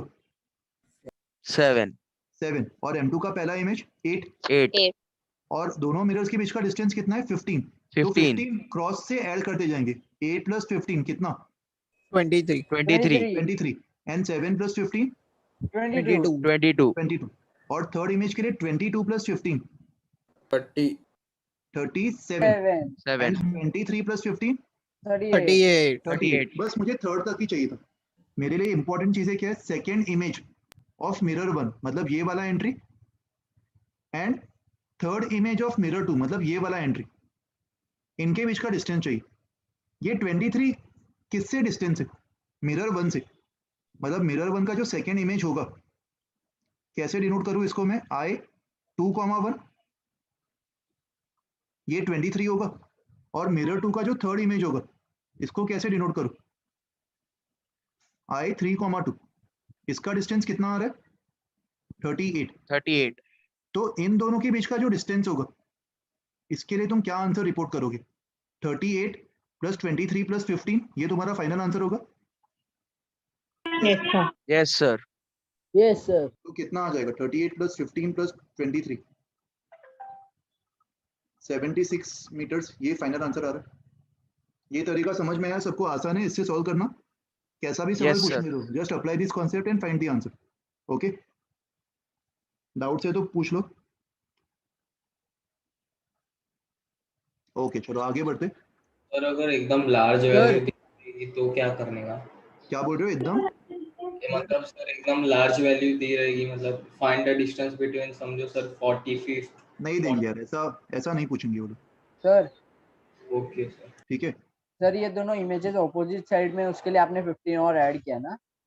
हाँ, ये दोनों डिस्टेंसेस करस्पॉन्डिंग m1 m2 से होंगे ना, तो 15 दोनों मिरर्स के बीच का डिस्टेंस भी ऐड हो जाएगा। हाँ सर। ओके ठीक है चलो।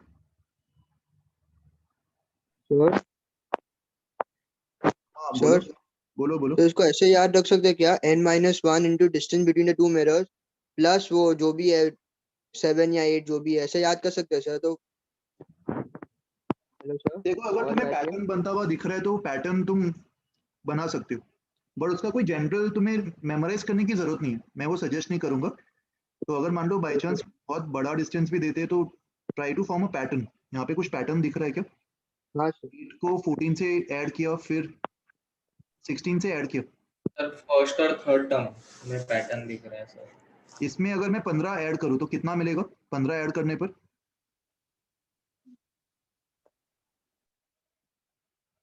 52। तो 14 से ऐड किया, फिर 16 से ऐड किया, फिर वापस 14 से 14 16 चल रहा है। हाँ यही होते जा रहा है। तो बस तुम ऐसे ही फिगर आउट कर लो और फिर अपना कॉमन सेंस लगा कि अगर बड़ा डिस्टेंस भी पूछ रहे तो तुम खुद से सॉल्व कर लोगे ना उसको यूजिंग दिस कॉमन सेंस। हाँ सर। उसके लिए तुम्हें अलग से मैं सजेस्ट नहीं करूंगा कि तुम अलग से कुछ चीज मेमोराइज करो। बस ये कॉमन सेंस अप्लाई करो, ये लॉजिक याद रखो और कैसा भी सवाल होने दो उसको तुम सॉल्व कर सकते हो फिर। Right? Okay sir. Yes sir. Okay चलो आगे बढ़ते। Now let us see when difference भी क्या बोल रहे हो? वापस बोलो। वो डिफरेंस भी 2L1 2L2 ऐसा ही आ रहा है। डिफरेंस भी जितना भी आने दो यार, उसको मैं वही बोल रहा हूँ कि उसमें टाइम वेस्ट मत करो तुम। जो भी आ रहा है वो आने दो। तुम बस ये वाला लॉजिक याद रखो जो मैंने बताया इधर। क्रॉस में ऐड करते जाना।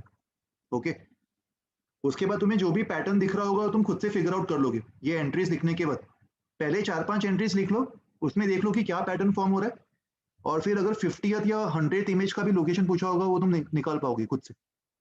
ओके, देखो आगे बढ़ने से पहले पैरेलल मिरर्स में एक और कॉन्सेप्ट मैं तुम्हें बता रहा हूँ। अगर मान लो दो मिरर्स को मैं इस तरीके से प्लेस करूं, ये मिरर 1 है, इनको मैं थोड़ा सा ऑफसेट करके प्लेस कर रहा हूं। लेट्स से ये मिरर 1 है और ये मिरर 2 है। देखो मिरर्स में मल्टीपल इमेजेस क्यों फॉर्म हो पा रही थी? मल्टीपल इमेजेस फॉर्म होने का रीजन ये था कि अगर ये ऑब्जेक्ट है और ये ऑब्जेक्ट जब मिरर 1 से टकरा रही थी तो रिफ्लेक्ट होने के बाद जब मैं इसको बैक ट्रेस करूंगा तो यहाँ पे इमेज बन रहा था I1,1, और ये जो रिफ्लेक्टेड रे है ये मिरर 2 तक पहुंच पा रही है, यस और नो? रिफ्लेक्टेड रे अगर मिरर 2 तक पहुंच पाएगी तभी ये वाला जो इमेज है वो मिरर 2 के लिए ऑब्जेक्ट का काम कर पाएगा। ये बात समझ में आती है तुम्हें? Yes sir.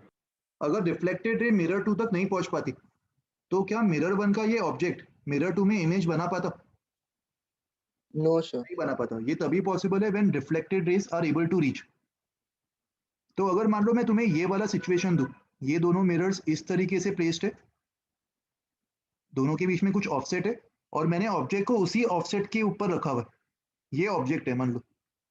तो यहाँ पे अगर तुमसे पूछा जाए कि इस ऑब्जेक्ट के नंबर ऑफ इमेजेस कितने बनेंगे दोनों मिरर्स के मिला के, तो क्या आंसर इनफाइनाइट होगा? इधर भी क्या होगा?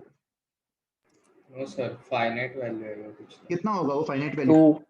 2 होगा। बस दोनों मिरर्स अपने अपने एक इमेज बनाएंगे, बट मिरर 1 से जो भी रेस रिफ्लेक्ट हो रही है, क्या कोई भी रेस जो मिरर 1 से रिफ्लेक्ट हो रही है वो मिरर 2 तक पहुंच पा रही है? No sir. No. So we will get only 2 images, only first images in both the mirrors, I1,1 and I1,2. ये दो इमेजेस बन जाएंगे क्योंकि either of the mirrors से जो रेस रिफ्लेक्ट हो रही है वो दूसरे मिरर तक वापस नहीं पहुंच पा रही। तो ये जो करस्पॉन्डिंग इमेजेस यहाँ पे बन रहे वो दूसरे मिरर के लिए ऑब्जेक्ट बन ही नहीं पाएंगे, तो मल्टीपल इमेजेस फॉर्म नहीं होंगे इस केस में, खाली 2 ही इमेज फॉर्म हो पाएंगे। समझा ये लॉजिक?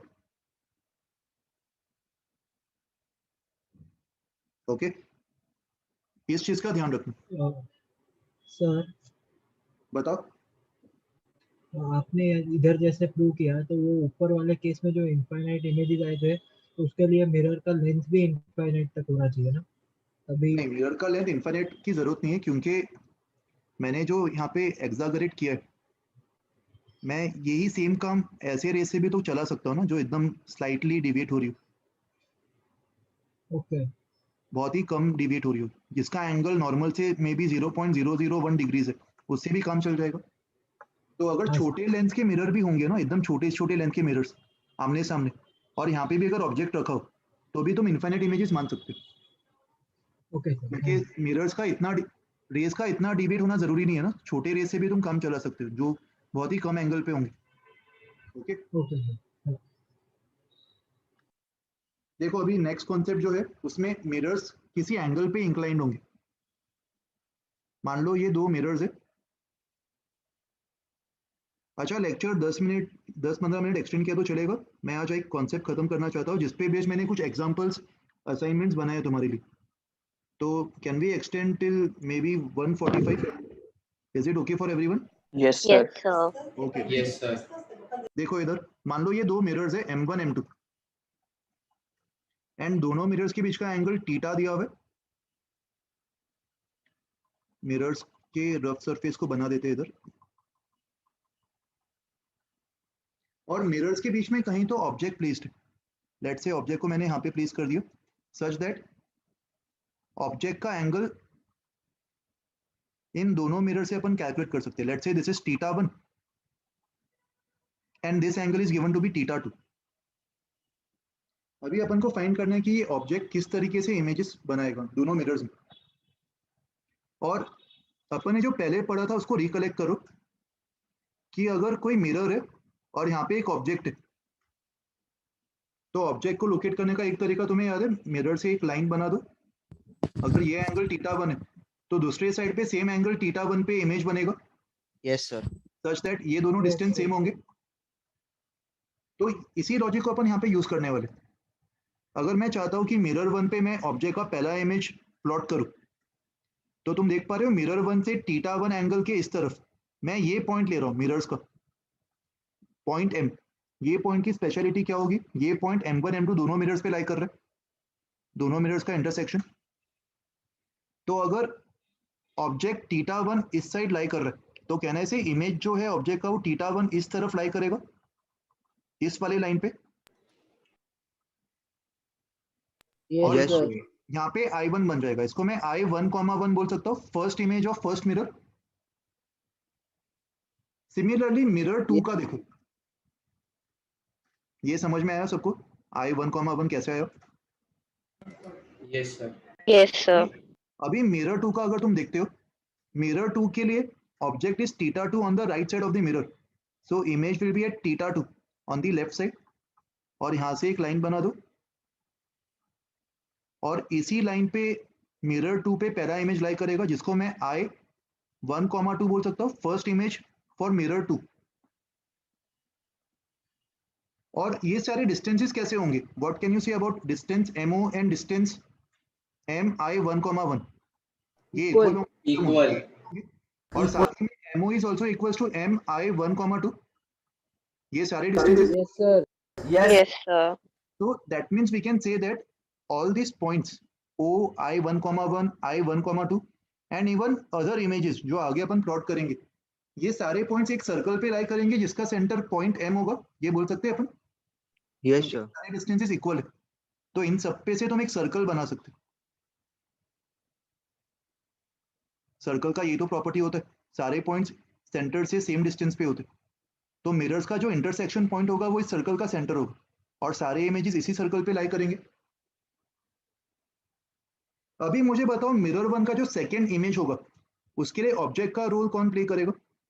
सेम लॉजिक जो अपन ने पैरेलल मिरर्स के लिए देखा। First image of second mirror. Correct. Second image of M1, second image of M1 के लिए जो ऑब्जेक्ट होगा वो फर्स्ट इमेज ऑफ M2, ये ऑब्जेक्ट होगा। मतलब I1,2 इज द ऑब्जेक्ट। अगर मुझे M1 पे सेकेंड इमेज प्लॉट करना है तो उसके लिए मैं ऑब्जेक्ट I1,2 ले लूंगा। और I1,2 का एंगल कितना होगा मिरर 1 के रेफरेंस से? ये वाला एंगल।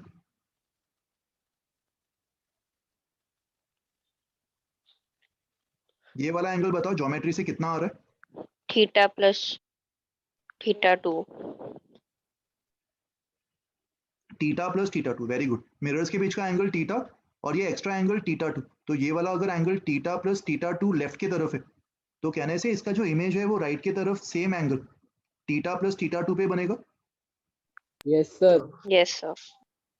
और वो सर्कल पे लाई करेगा, तो इसको मैं I2,1 बोल सकता हूँ, such that this angle is theta plus θ2।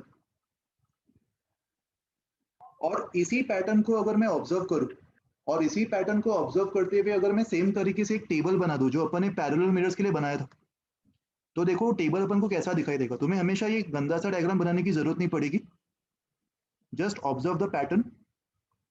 M1 M2 same तरीके का एक टेबल बना दो,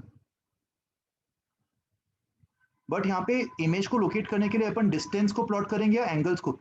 क्या इंपॉर्टेंट है हमारे? एंगल्स। एंगल। Correct, angles. तो अपन एंगल्स का रेफरेंस लेंगे इमेजेस को प्लॉट करने के लिए, और ये सारे एंगल्स करस्पॉन्डिंग मिरर से ही मेजर्ड होंगे। जैसे डिस्टेंसेस करस्पॉन्डिंग मिरर से मेजर करते थे, वैसे एंगल्स भी करस्पॉन्डिंग मिरर से ही मेजर करेंगे। तो मुझे बताओ मिरर 1 के लिए जो पहला इमेज है वो मिरर 1 से कितने एंगल पे बन रहा है? θ1। θ1।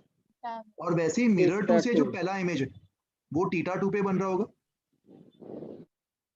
और थीटा कौन सा एंगल है बिटवीन मिरर्स? तो यहाँ पे भी अपन सेम लॉजिक अप्लाई कर सकते हैं। अगर मुझे मिरर 1 पे सेकेंड इमेज चाहिए तो M2 का जो θ2 है उसको अपन थीटा से ऐड कर देंगे, प्लस थीटा। तो ये θ2 प्लस थीटा हो जाएगा। देखो मैच हो रहा है रिजल्ट, θ2 प्लस थीटा। और आगे का मैं डायग्राम में प्लॉट नहीं कर रहा हूँ, वो तुम बाद में खुद से वेरीफाई कर सकते हो। M2 का जो सेकेंड इमेज है मुझे बताओ इस पैटर्न से किस पे आना चाहिए? Theta 1 plus theta theta plus theta theta 1 1 plus theta, but ये एंगल किससे मेजर कर रहे हैं अपन? M2 का जो इमेज है वो अपन M2 से ही मेजर करेंगे। इससे तो M2 से ही अगर तुम यहाँ से थीटा 1 प्लस थीटा के एंगल पे चले जाओगे और यहाँ पे एक लाइन ड्रॉ करोगे, तो ये लाइन सर्कल पे जहाँ पे भी इंटरसेक्ट कर रहा होगा वो मुझे M2 पे सेकेंड इमेज दे देगा I2, 2, right, and so on. You can continue this, आगे तुम इसी को कंटिन्यू कर सकते हो। मगर तुम इसको कंटिन्यू कब तक करोगे? मुझे बताओ ये मैक्सिमम एंगल क्या हो सकता है किसी भी मिरर के लिए? 2 पाई 60 डिग्री। मुझे बताओ अगर ये मिरर है, इसके ऑब्जेक्ट कौन से रीजन में लाई करेंगे हमेशा? रीजन 1 या region 2? Region region 1 object region 1 में लाई करेंगे। तो अगर ऑब्जेक्ट यहाँ पे लाई कर रहा है और मैं ये सारे एंगल्स को डिफाइन कर रहा हूँ एस थीटा 1, तो इमेज का जो थीटा 1 है इस पे रेस्ट्रिक्शन क्या होगा? This should be not more than 180, right? अगर 180 से ज्यादा हो तो फिर वो सेंस नहीं बनेगा। So that means theta 1 and theta 2, these angles should always be less than 180। यहाँ पे इक्वालिटी भी नहीं चलेगा, क्योंकि इक्वालिटी का होना मतलब रेज ऐसे आ रही होगी ग्रेज करते हुए, which is not possible। मतलब ऑब्जेक्ट इनफाइनाइट पे लाई कर रहा है, which doesn't make sense। तो यहाँ पे इक्वालिटी भी नहीं चलेगा। Theta 1 and theta 2 should be strictly less than 180, तभी अपन उसको काउंट करेंगे। तो यहाँ पे ये जो तुम टेबल बनाओगे, you can keep on proceeding further as long as the angle is less than 180, और जैसे ही एंगल 180 से बढ़ जाएगा तुम वहीं पे स्टॉप कर जाओगे, और स्टॉप करने के बाद फिर तुम इमेजेस काउंट कर सकते हो, नंबर ऑफ इमेजेस। इसको एक एग्जांपल से समझते हैं। Let me give you one numerical example. Infinite number of images नहीं होंगे ना? नहीं, यहाँ पे इनफाइनाइट नहीं होंगे, वो खाली पैरेलल के केस में आते। Okay sir, thank you. मान लो सर इसके लिए फॉर्मूला है ना सर? हाँ, मैं वो फॉर्मूला भी बाद में तुम्हें जनरलाइज करवा दूंगा, बट फॉर्मूला रटने से पहले मैं चाहता हूँ कि तुम्हें लॉजिक पता चले कि वो फॉर्मूला कहाँ से आया। I don't want you to just memorise blindly, okay? तो अपन जो बेसिक पैटर्न फॉलो कर रहे हैं उससे अपन डिराइव करेंगे। मान लो दोनों मिरर्स के बीच का एंगल 60 डिग्रीज दिया हुआ है, और लेट से ऑब्जेक्ट को मैं यहाँ पे प्लेस कर रहा हूँ सच दैट मिरर 1 से एंगल 20 है और मिरर 2 से एंगल 40, और मुझे पता लगाना है कि कितने इमेजेस बनेंगे और किस लोकेशंस पे बनेंगे। तो टेबल बना दो M1 M2, ये पहला इमेज। बताओ पहला इमेज कहाँ पे बनेगा M1 के लिए? 20 पे बन जाएगा, 20 डिग्री 40। और M1 के लिए सेकेंड इमेज निकालने के लिए 40 को किससे ऐड करेंगे? 60 प्लस 60, दोनों मिरर्स के बीच का एंगल, तो 40 प्लस 60 100 हो जाएगा। और यहाँ पे क्या मिलेगा? 20 प्लस 60 80। थर्ड एंट्री क्या होगी? 80 प्लस 60 140, और इसका जो थर्ड एंट्री है वो कितना होगा? 160। क्या फोर्थ एंट्री लिखना सही होगा इधर? No sir. Fourth entry is greater than 180। Yes sir. या फिर इक्वल्स टू 180 होगा तो भी अपन इसको डिस्कार्ड कर देंगे। तो कितने इमेजेस दिखाई दे रहे हैं? अगर मैं इसको काउंट करूंगा तो 1 2 3 4 5 6 दिख रहे हैं। बट यहाँ पे you have to be careful, जो भी लास्ट एंट्री होगा ना, ये दोनों तुम्हें चेक करना चाहिए कि ये दोनों कोइंसाइड कर रहे हैं कि नहीं कर रहे। और अगर मान लो कोइंसाइड कर रहे होते, मान लो अगर ये M1 होता और ये M2 होता, और दोनों के बीच का अगर एंगल थीटा है, और जो लास्ट इमेज है, let me call this I last image, अगर इसका एंगल मैं मिरर 2 से थीटा 2 मान लूं और इसका एंगल अगर मैं मिरर 1 से थीटा 1 मान लूं, तो what is the condition for coincide? Theta 1 is equal to theta 2। नहीं, condition for images coinciding will be theta plus theta 2 is equal to theta plus theta 1। Theta 1 plus theta 1, इन तीनों angles का sum 360 होना चाहिए ना यार? Yes sir. Theta 1 plus theta 2 plus theta, इन तीनों को ऐड करने पर 360 डिग्रीज आना चाहिए, तभी वो कोइंसाइड करेंगे। Yes sir. यहाँ पे चेक करते, 140 theta 1 plus 160 theta 2 plus angle between the mirrors कितना है? 60। इनका सम कितना आ रहा है? 360 आ रहा है, मतलब कोइंसाइड कर रहे हैं कि नहीं कर रहे? हाँ कर रहे हैं यार, कोइंसाइड। तो अगर कोइंसाइड कर रहे तो उनको अपन दो इमेजेस की तरह काउंट करेंगे या एक ही? एक इमेज। एक्चुअल में एक ही इमेज होगा, तो टोटल नंबर ऑफ इमेजेस तुम क्या रिपोर्ट करोगे? 5। Total number of images will be 5। ये समझ में आया सबको? ये सबसे बेसिक राइट? और इस तरीके से तुम नंबर ऑफ इमेजेस काउंट कर सकते हो और साथ में तुम्हें उनका लोकेशन भी पता है। इन सारे एंगल्स पे वो इमेजेस लाई करेंगे। सारे इमेजेस एक ऐसे सर्कल पे लाई करेंगे जिसका सेंटर मिरर्स का इंटरसेक्शन होगा और जिसका रेडियस MO होगा। इसी सर्कल पे लाई करेंगे और इन सारे एंगल्स पे लाई करेंगे with the corresponding mirrors. Right? Sir जो फिफ्थ इमेज है उसका हम लोग क्या बोलेंगे, कौन से एंगल पे लाई कर रहे हैं फिर? फिफ्थ इमेज को तुम बोल सकते हो कि मिरर 1 से 140 पे लाई कर रहा है या फिर मिरर 2 से 160 पे लाई कर रहा है, एक ही बात है। अगर तुम मिरर 1 से 140 डिग्रीज इस तरफ जाते हो तो ये भी चलेगा, या फिर मिरर 2 से 160 इस तरफ जाते हो तो ये भी चलेगा। दोनों एक ही पॉइंट पे लोकेट करेंगे। ओके? और सर फिफ्थ इमेज किसने प्रोड्यूस किया रहेगा, वो हम कौन सा मिरर का कंसीडर करेंगे सर? दोनों मिरर्स ने प्रोड्यूस किया, बट दोनों कोइंसाइड हो रहे। ओके सर, इसलिए अपन उसको एक ही काउंट करते हैं। ओके? देखो इसी चीज को अगर अभी अपन जनरलाइज कर सकते हैं। सर तो मतलब दोनों मिरर ने एक ही सेम इमेज फॉर्म किया? हाँ, दोनों मिरर्स ने अलग अलग इमेजेस फॉर्म किए मगर उनका लोकेशन सेम ही आ रहा है, सेम जगह पे आ रहा है, तो उसको अपन एक ही इमेज काउंट करेंगे ना, अगर एक ही जगह पे बन रहा है वो तो। ठीक है? यस। अलग अलग लोकेशन पे जो डिस्टिंक्ट इमेजेस बनेंगे उनको ही अपन डिफरेंट इमेज की तरह काउंट करेंगे। अगर एक ही जगह बन रहा है तो उसको अपन एक ही इमेज मानेंगे। तो इस एग्जांपल में अप्लाई करके देखते, डायरेक्टली टेबल बना दो, डायग्राम देखते ही M1 M2। M1 के लिए पहला 30 पे बनेगा, इस पे 60 पे बनेगा। दोनों मिरर्स के बीच का एंगल कितना है? 90। तो 60 प्लस 90 कितना? 120 and 30 plus 90, sorry 60 plus 90 150 and 30 plus 90 कितना? 120। तो 150 और 120 पे बन गया। क्या आगे बढ़ पाएंगे इधर? नहीं, ये 180 से ज्यादा आ गया, तो ये डिस्कार्ड कर दो। और चेक 150 और 120 इन दोनों का एडिशन और मिरर्स के बीच का एंगल का एडिशन कितना आ रहा है? 360 आ रहा है कि नहीं आ रहा है? 360 आ रहा है, मतलब कोइंसाइड कर गए। तो कितना रिपोर्ट करोगे? 1 2 एंड 3, ये एक ही होगा, तो 3 इमेजेस। तो यहाँ पे अपन एक चीज जनरलाइज कर सकते हैं दैट इफ 360 अपॉन थीटा। क्या डाउट है बता?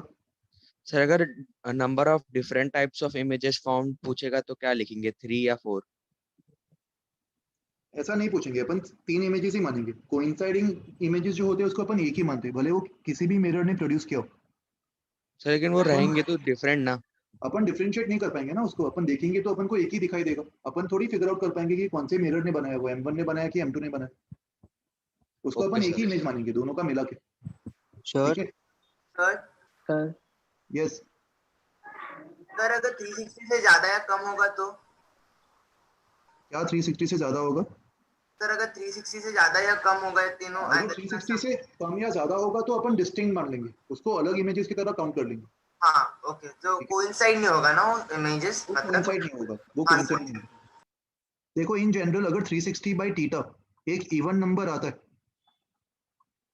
If 360 upon theta is an even number, उस केस में अपन नंबर ऑफ इमेजेस को 360 अपॉन थीटा -1 रिपोर्ट करेंगे। ओके, ये सारे रिजल्ट्स मैंने यहाँ पे समराइज किए।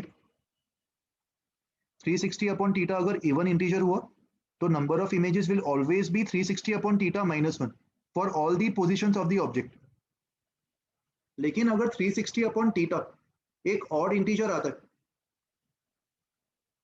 तो अपन इसको ऑड दो सब केसेस में डिवाइड कर देंगे। If 360 upon theta is odd, तो उस केस में पहला कंडीशन होगा if object is symmetrically located. If object is located symmetrically, symmetrically located होना मतलब क्या?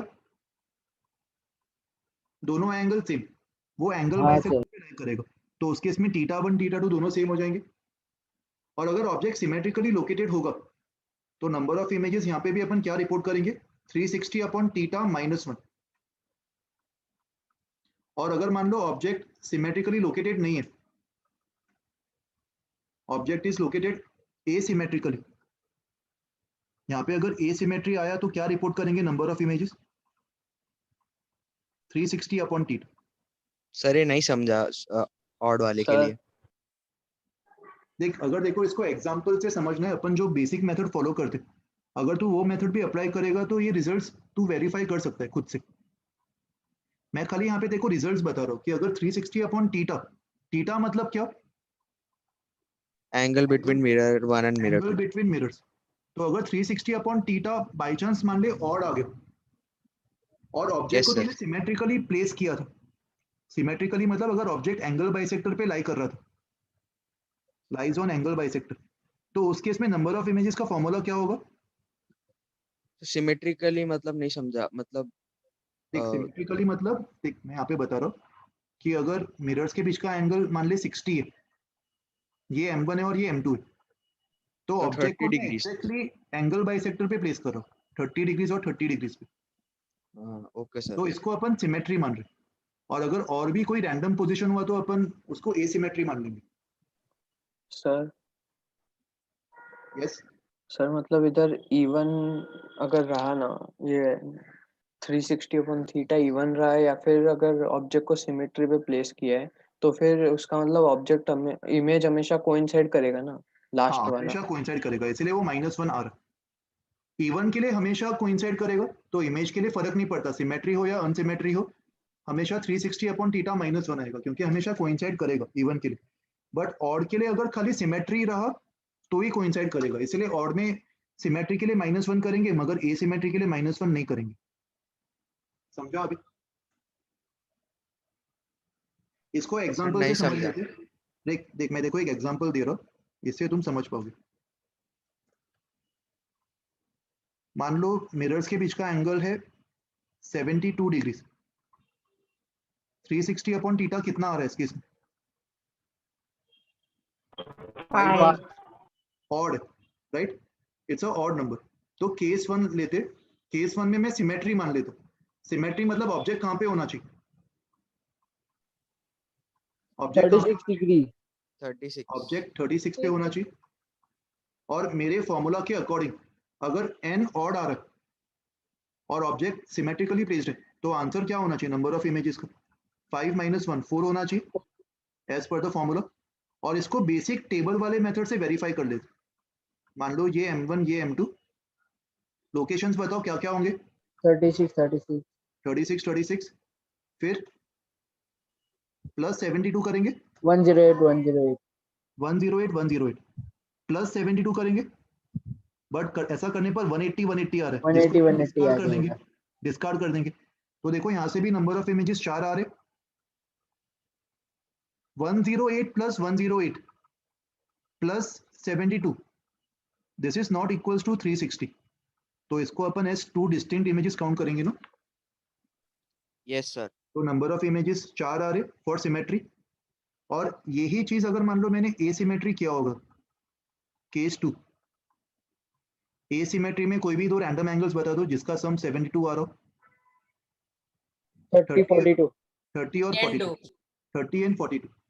तो यहाँ पे सेकेंड इमेज किस पे बनता? 42 प्लस 72 विच इज 114 114, और ये 72 plus 30 102 third image 72 plus 102 174 174 and 72 plus 114 greater than 180 Discard. हो गया, डिस्कार्ड।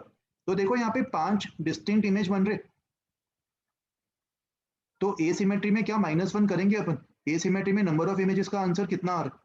360 अपॉन थीटा, और यहाँ पे 360 अपॉन थीटा -1 आ रहा था। समझा अभी? Yes sir. तो ये जनरल रिजल्ट याद रखो। इसी चीज को ये 3 पॉइंट्स एक्सप्लेन कर रहे हैं। अच्छा, चौथा पॉइंट है कि जब वो फ्रैक्शन होगा तो अपन उसका इंटीग्रल वैल्यू ले लेंगे। जैसे अगर मान ले 5.2 आ रहा है तो 5 ले लेंगे। बट तो भी मैं सजेस्ट करूंगा कि अगर फ्रैक्शन आ रहा है तो तुम बेसिक तरीके से सॉल्व करो। ये टेबल वाला मेथड तुम्हें कभी भी गलत आंसर नहीं देगा। कुछ भी कंफ्यूजन है तो टेबल वाला मेथड फॉलो करके आंसर निकाल लो। ओके सर इवन इंटीजर के लिए -1 क्यों है हमेशा, वो भी एक बार बता दो ना। वो मैंने बताया ना पिछला एग्जांपल जो लिया था, जब 90 था तो 360 अपॉन 94 आ रहा था इवन, तो यहाँ पे आंसर 3 आ रहा है। क्योंकि लास्ट वाले हमेशा कोइंसाइड कर रहे थे, लास्ट वाले का हमेशा सम 360 आ रहा था, और जब मैंने 60 भी लिया था तो इस केस में 360/60 कितना आ रहा है 6, ये भी इवन आ रहा है, बट हमारा आंसर 5 आया था ना, क्योंकि लास्ट वाले इधर भी कोइंसाइड कर रहे थे। Yes sir. तो एग्जांपल से अपन ने इसको तो ऑलरेडी वेरीफाई कर लिया था पहले, राइट? Okay sir. सर तो ये जनरल पैटर्न पे बेस्ड है ना? ये जनरल पैटर्न पे बेस्ड है, करेक्ट। ऑब्जर्वेशन से अपन पैटर्न देखते हुए ये फॉर्मूला जनरलाइज कर पा रहे हैं। ओके, तो इसको नोट कर लेना अच्छे से। और आज का लास्ट कॉन्सेप्ट मैं और 5 मिनट चाहता हूँ तुम्हारे से। Last concept is based on vector addition, vector के लॉस के ऊपर बेस्ड है, to find the reflected ray का डायरेक्शन। मान लो तुम्हें सवाल में आई कैप और एन कैप ये गिवन है। आई कैप मतलब क्या? Unit vector along incident ray. I cap means unit vector along incident ray, and N cap मतलब यूनिट वेक्टर अलोंग नॉर्मल। ये दोनों गिवन है, और इस इंफॉर्मेशन से मुझे फाइंड क्या करना है? R cap, unit vector along reflected ray, ये अपन को फाइंड करना। तो कैसे फाइंड करेंगे? देखो यहाँ पे अपना वेक्टर्स का नॉलेज काम आएगा। ये वाला डायग्राम ऑब्जर्व करो, सेकंड डायग्राम। इसमें ये इंसिडेंट रे है। आई कैप वेक्टर कैसा टाइप का वेक्टर है? कैप मतलब उसका मैग्नीट्यूड क्या होगा? 1 I cap and N cap are unit vectors along incident and along normal. तो आई कैप का मैग्नीट्यूड 1 होगा। और ये लेफ्ट वाला ट्राइंगल ऑब्जर्व करो।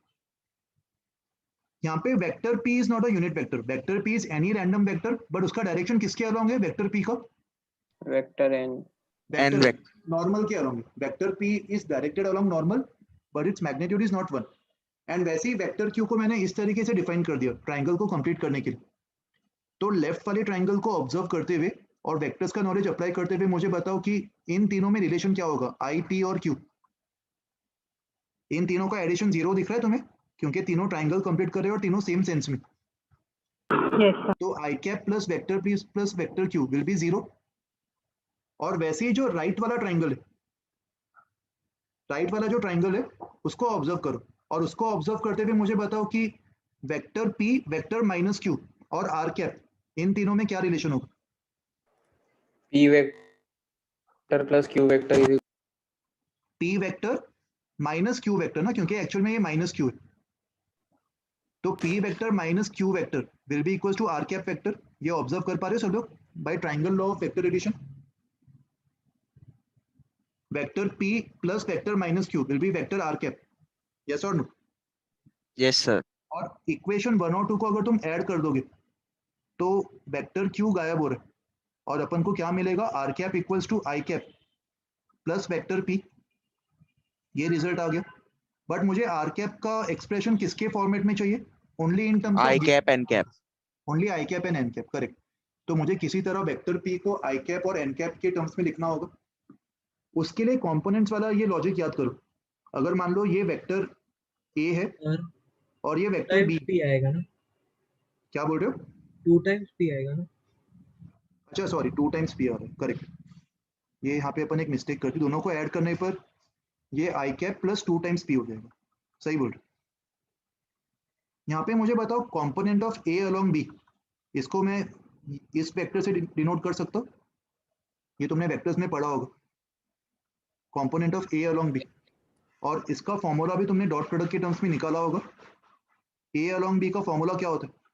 a dot b upon b square multiplied by vector b। याद है ये रिजल्ट सबको? ये रिजल्ट याद है वेक्टर से? Yes sir. इस केस में भी अगर मान लो ये डायग्राम देखो, ये आई कैप है और वेक्टर p ऊपर की तरफ था, तो नीचे की तरफ वाला जो वेक्टर है इसको मैं वेक्टर माइनस p नाम दे सकता, and this is I cap. तो यहाँ पे अपन वेक्टर माइनस p को component of i cap along normal मान सकते, ये नॉर्मल का डायरेक्शन। तो component of vector I cap का जो भी कंपोनेंट नॉर्मल के अलोंग होगा वही वेक्टर माइनस p होगा। तो अगर मैं कंपोनेंट्स वाला फॉर्मूला अप्लाई करूं, ये किसके इक्वल होगा? आई कैप का कंपोनेंट एन कैप के along, this will be I cap dot N cap upon N cap के मैग्नीट्यूड का square. Multiplied by N cap. N cap के मैग्नीट्यूड का स्क्वायर कितना होगा? ये तो 1 होगा because N cap is a unit vector. तो माइनस पी वेक्टर को अपन I cap dot N cap multiplied by N cap लिख सकते। That means P vector will be equal to minus of i cap dot N cap multiplied by N cap. ये p vector होगा। और P vector का ये formula जो अपन ने derive किया इधर, ये अगर मैं इस इक्वेशन में डाल दूं तो मुझे फाइनली आर कैप वेक्टर कितना मिल जाएगा?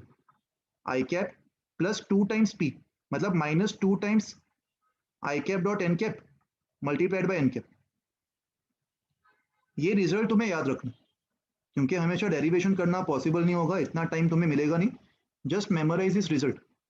रिफ्लेक्टेड रे के अलोंग जो यूनिट वेक्टर होगा that will be incident ray के along unit vector minus 2 times आई cap dot N cap times N cap. ये डेरिवेशन समझ में आया सबको? सर वो डॉट प्रोडक्ट है ना? यस, वो डॉट प्रोडक्ट है। ठीक है, एक बार डेरिवेशन खुद से ट्राई करना वापस और ये रिजल्ट मेमोराइज कर लेना, ये हमारे लिए काम का होगा। और इसी रिजल्ट को एक आखिरी एग्जांपल में तुम्हें अप्लाई करके बता देता हूँ आज के लिए, फिर मैं वाइंड अप कर दूंगा लेक्चर। एक लास्ट एग्जांपल देख लो।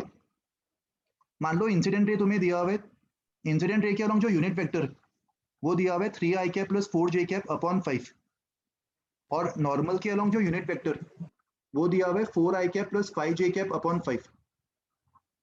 और अगर मान लो तुम्हें यूनिट वेक्टर्स ना दिया जाए, तुम्हें ऐसा बोले कि इंसिडेंट रे इस वेक्टर के अलोंग लाई कर रहे, तो यूनिट वेक्टर तुम खुद से निकाल सकते हो उसके मैग्नीट्यूड से डिवाइड करके। तो आई कैप और एन कैप सवाल से निकाल लो, सवाल में डायरेक्टली भी दे सकते हैं, इनडायरेक्टली भी दे सकते हैं। सर सेकंड वाला यूनिट वेक्टर नहीं है शायद। अच्छा सॉरी, सेकंड वाले में इसको 3 कर दूं, ठीक है अभी। और मुझे आर कैप फाइंड करना है using this formula i cap minus 2 times I cap dot N cap multiplied by N cap. तो सबसे पहले मुझे बताओ i cap dot N cap कितना होगा? 3 into 4 plus 4 into 3, 12 plus 12 24 divided by 25।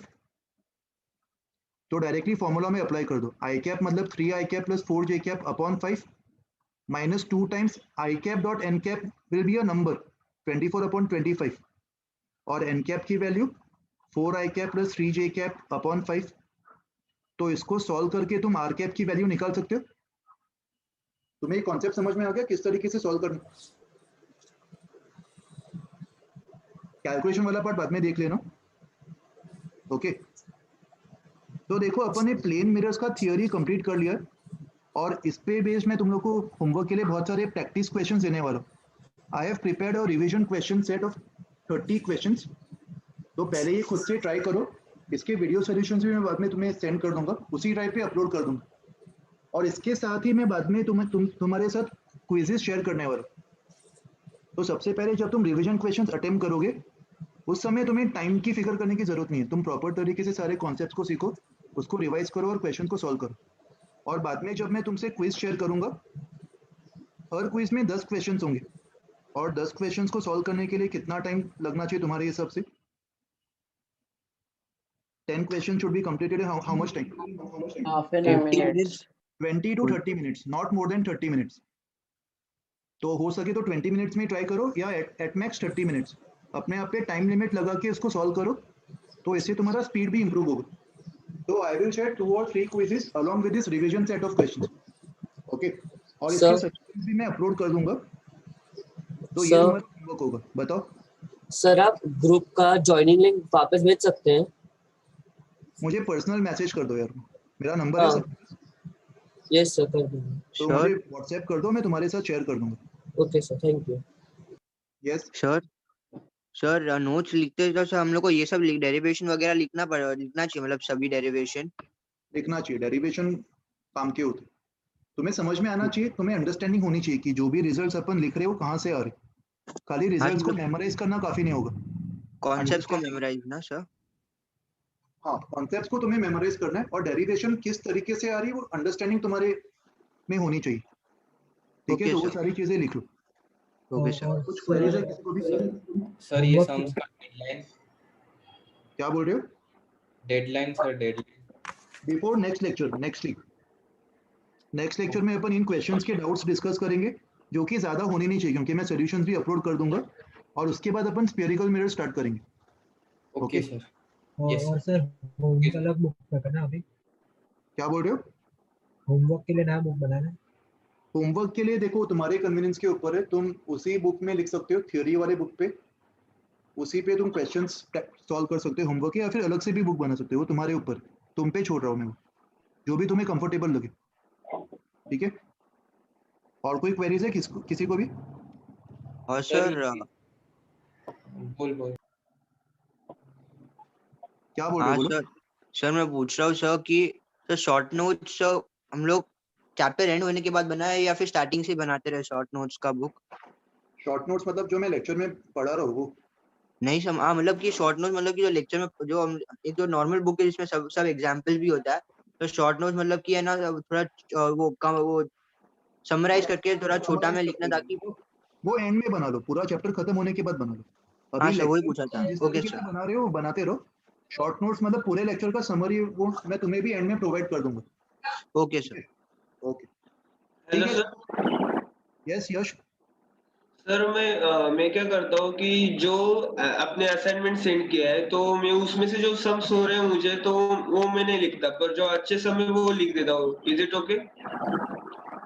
जो हो रहे, मगर तुम्हें कैसे पता चल रहा है कि जो हो रहे? तुम सॉल्व करोगे तभी पता चलेगा ना। हाँ भाई, सॉल्व करने के बाद जो इजीली हो रहे हैं वो मैं ऐसे लिखता नहीं हूँ, पर जो मतलब अच्छे सम से वो लिख देता हूँ। सॉल्व करने के लिए तो लिखते होंगे ना, तो किसमें लिखते हो सॉल्व करते समय? वो रफ में करते हो? हाँ, वो रफ में करता हूँ मैं सर। उसको फेयर में ही कर लो डायरेक्टली, क्यों डबल बार मेहनत कर रहे हो? फेयर में ही लिख दो। ये नोटबुक वैसे भी किसी को सबमिट थोड़ी करना है तुम्हें, तुम्हारे प्रैक्टिस के लिए है ना। तो बाई चांस अगर तुम गलत से भी सॉल्व कर रहे हो फेयर में, तो वहीं पे तुम कैंसिल करके सही तरीका लिख सकते हो। तो मैं सजेस्ट करूंगा कि जो तुम्हारा फर्स्ट अटेम्प्ट है वो भी तुम फेयर में ही लिख सकते हो, नो प्रॉब्लम। Okay sir. और सर अगले लेक्चर फ्यूचर में इससे फायदा क्या होगा, तुम फ्यूचर में जब रेफर करोगे अपने नोट्स, तो तुम्हें ये भी दिख जाएगा कि तुमने फर्स्ट अटेम्प्ट में क्या मिस्टेक की थी जो तुमने कैंसिल किया था। तो वो भी एक तरीके से तुम्हें फायदा ही देगा आगे, है ना। Okay sir. और सर अगले लेक्चर से आप रेज हैंड सिस्टम कर सकते हैं क्या? क्योंकि पूरा कियोस बन जाता है। मैं कर दूंगा यार, देख मुझे बीच में कभी भी लगेगा, जैसे आज भी मुझे लग रहा था बीच में कुछ केओटिक हो रहा था, तो मैंने कर दिया था।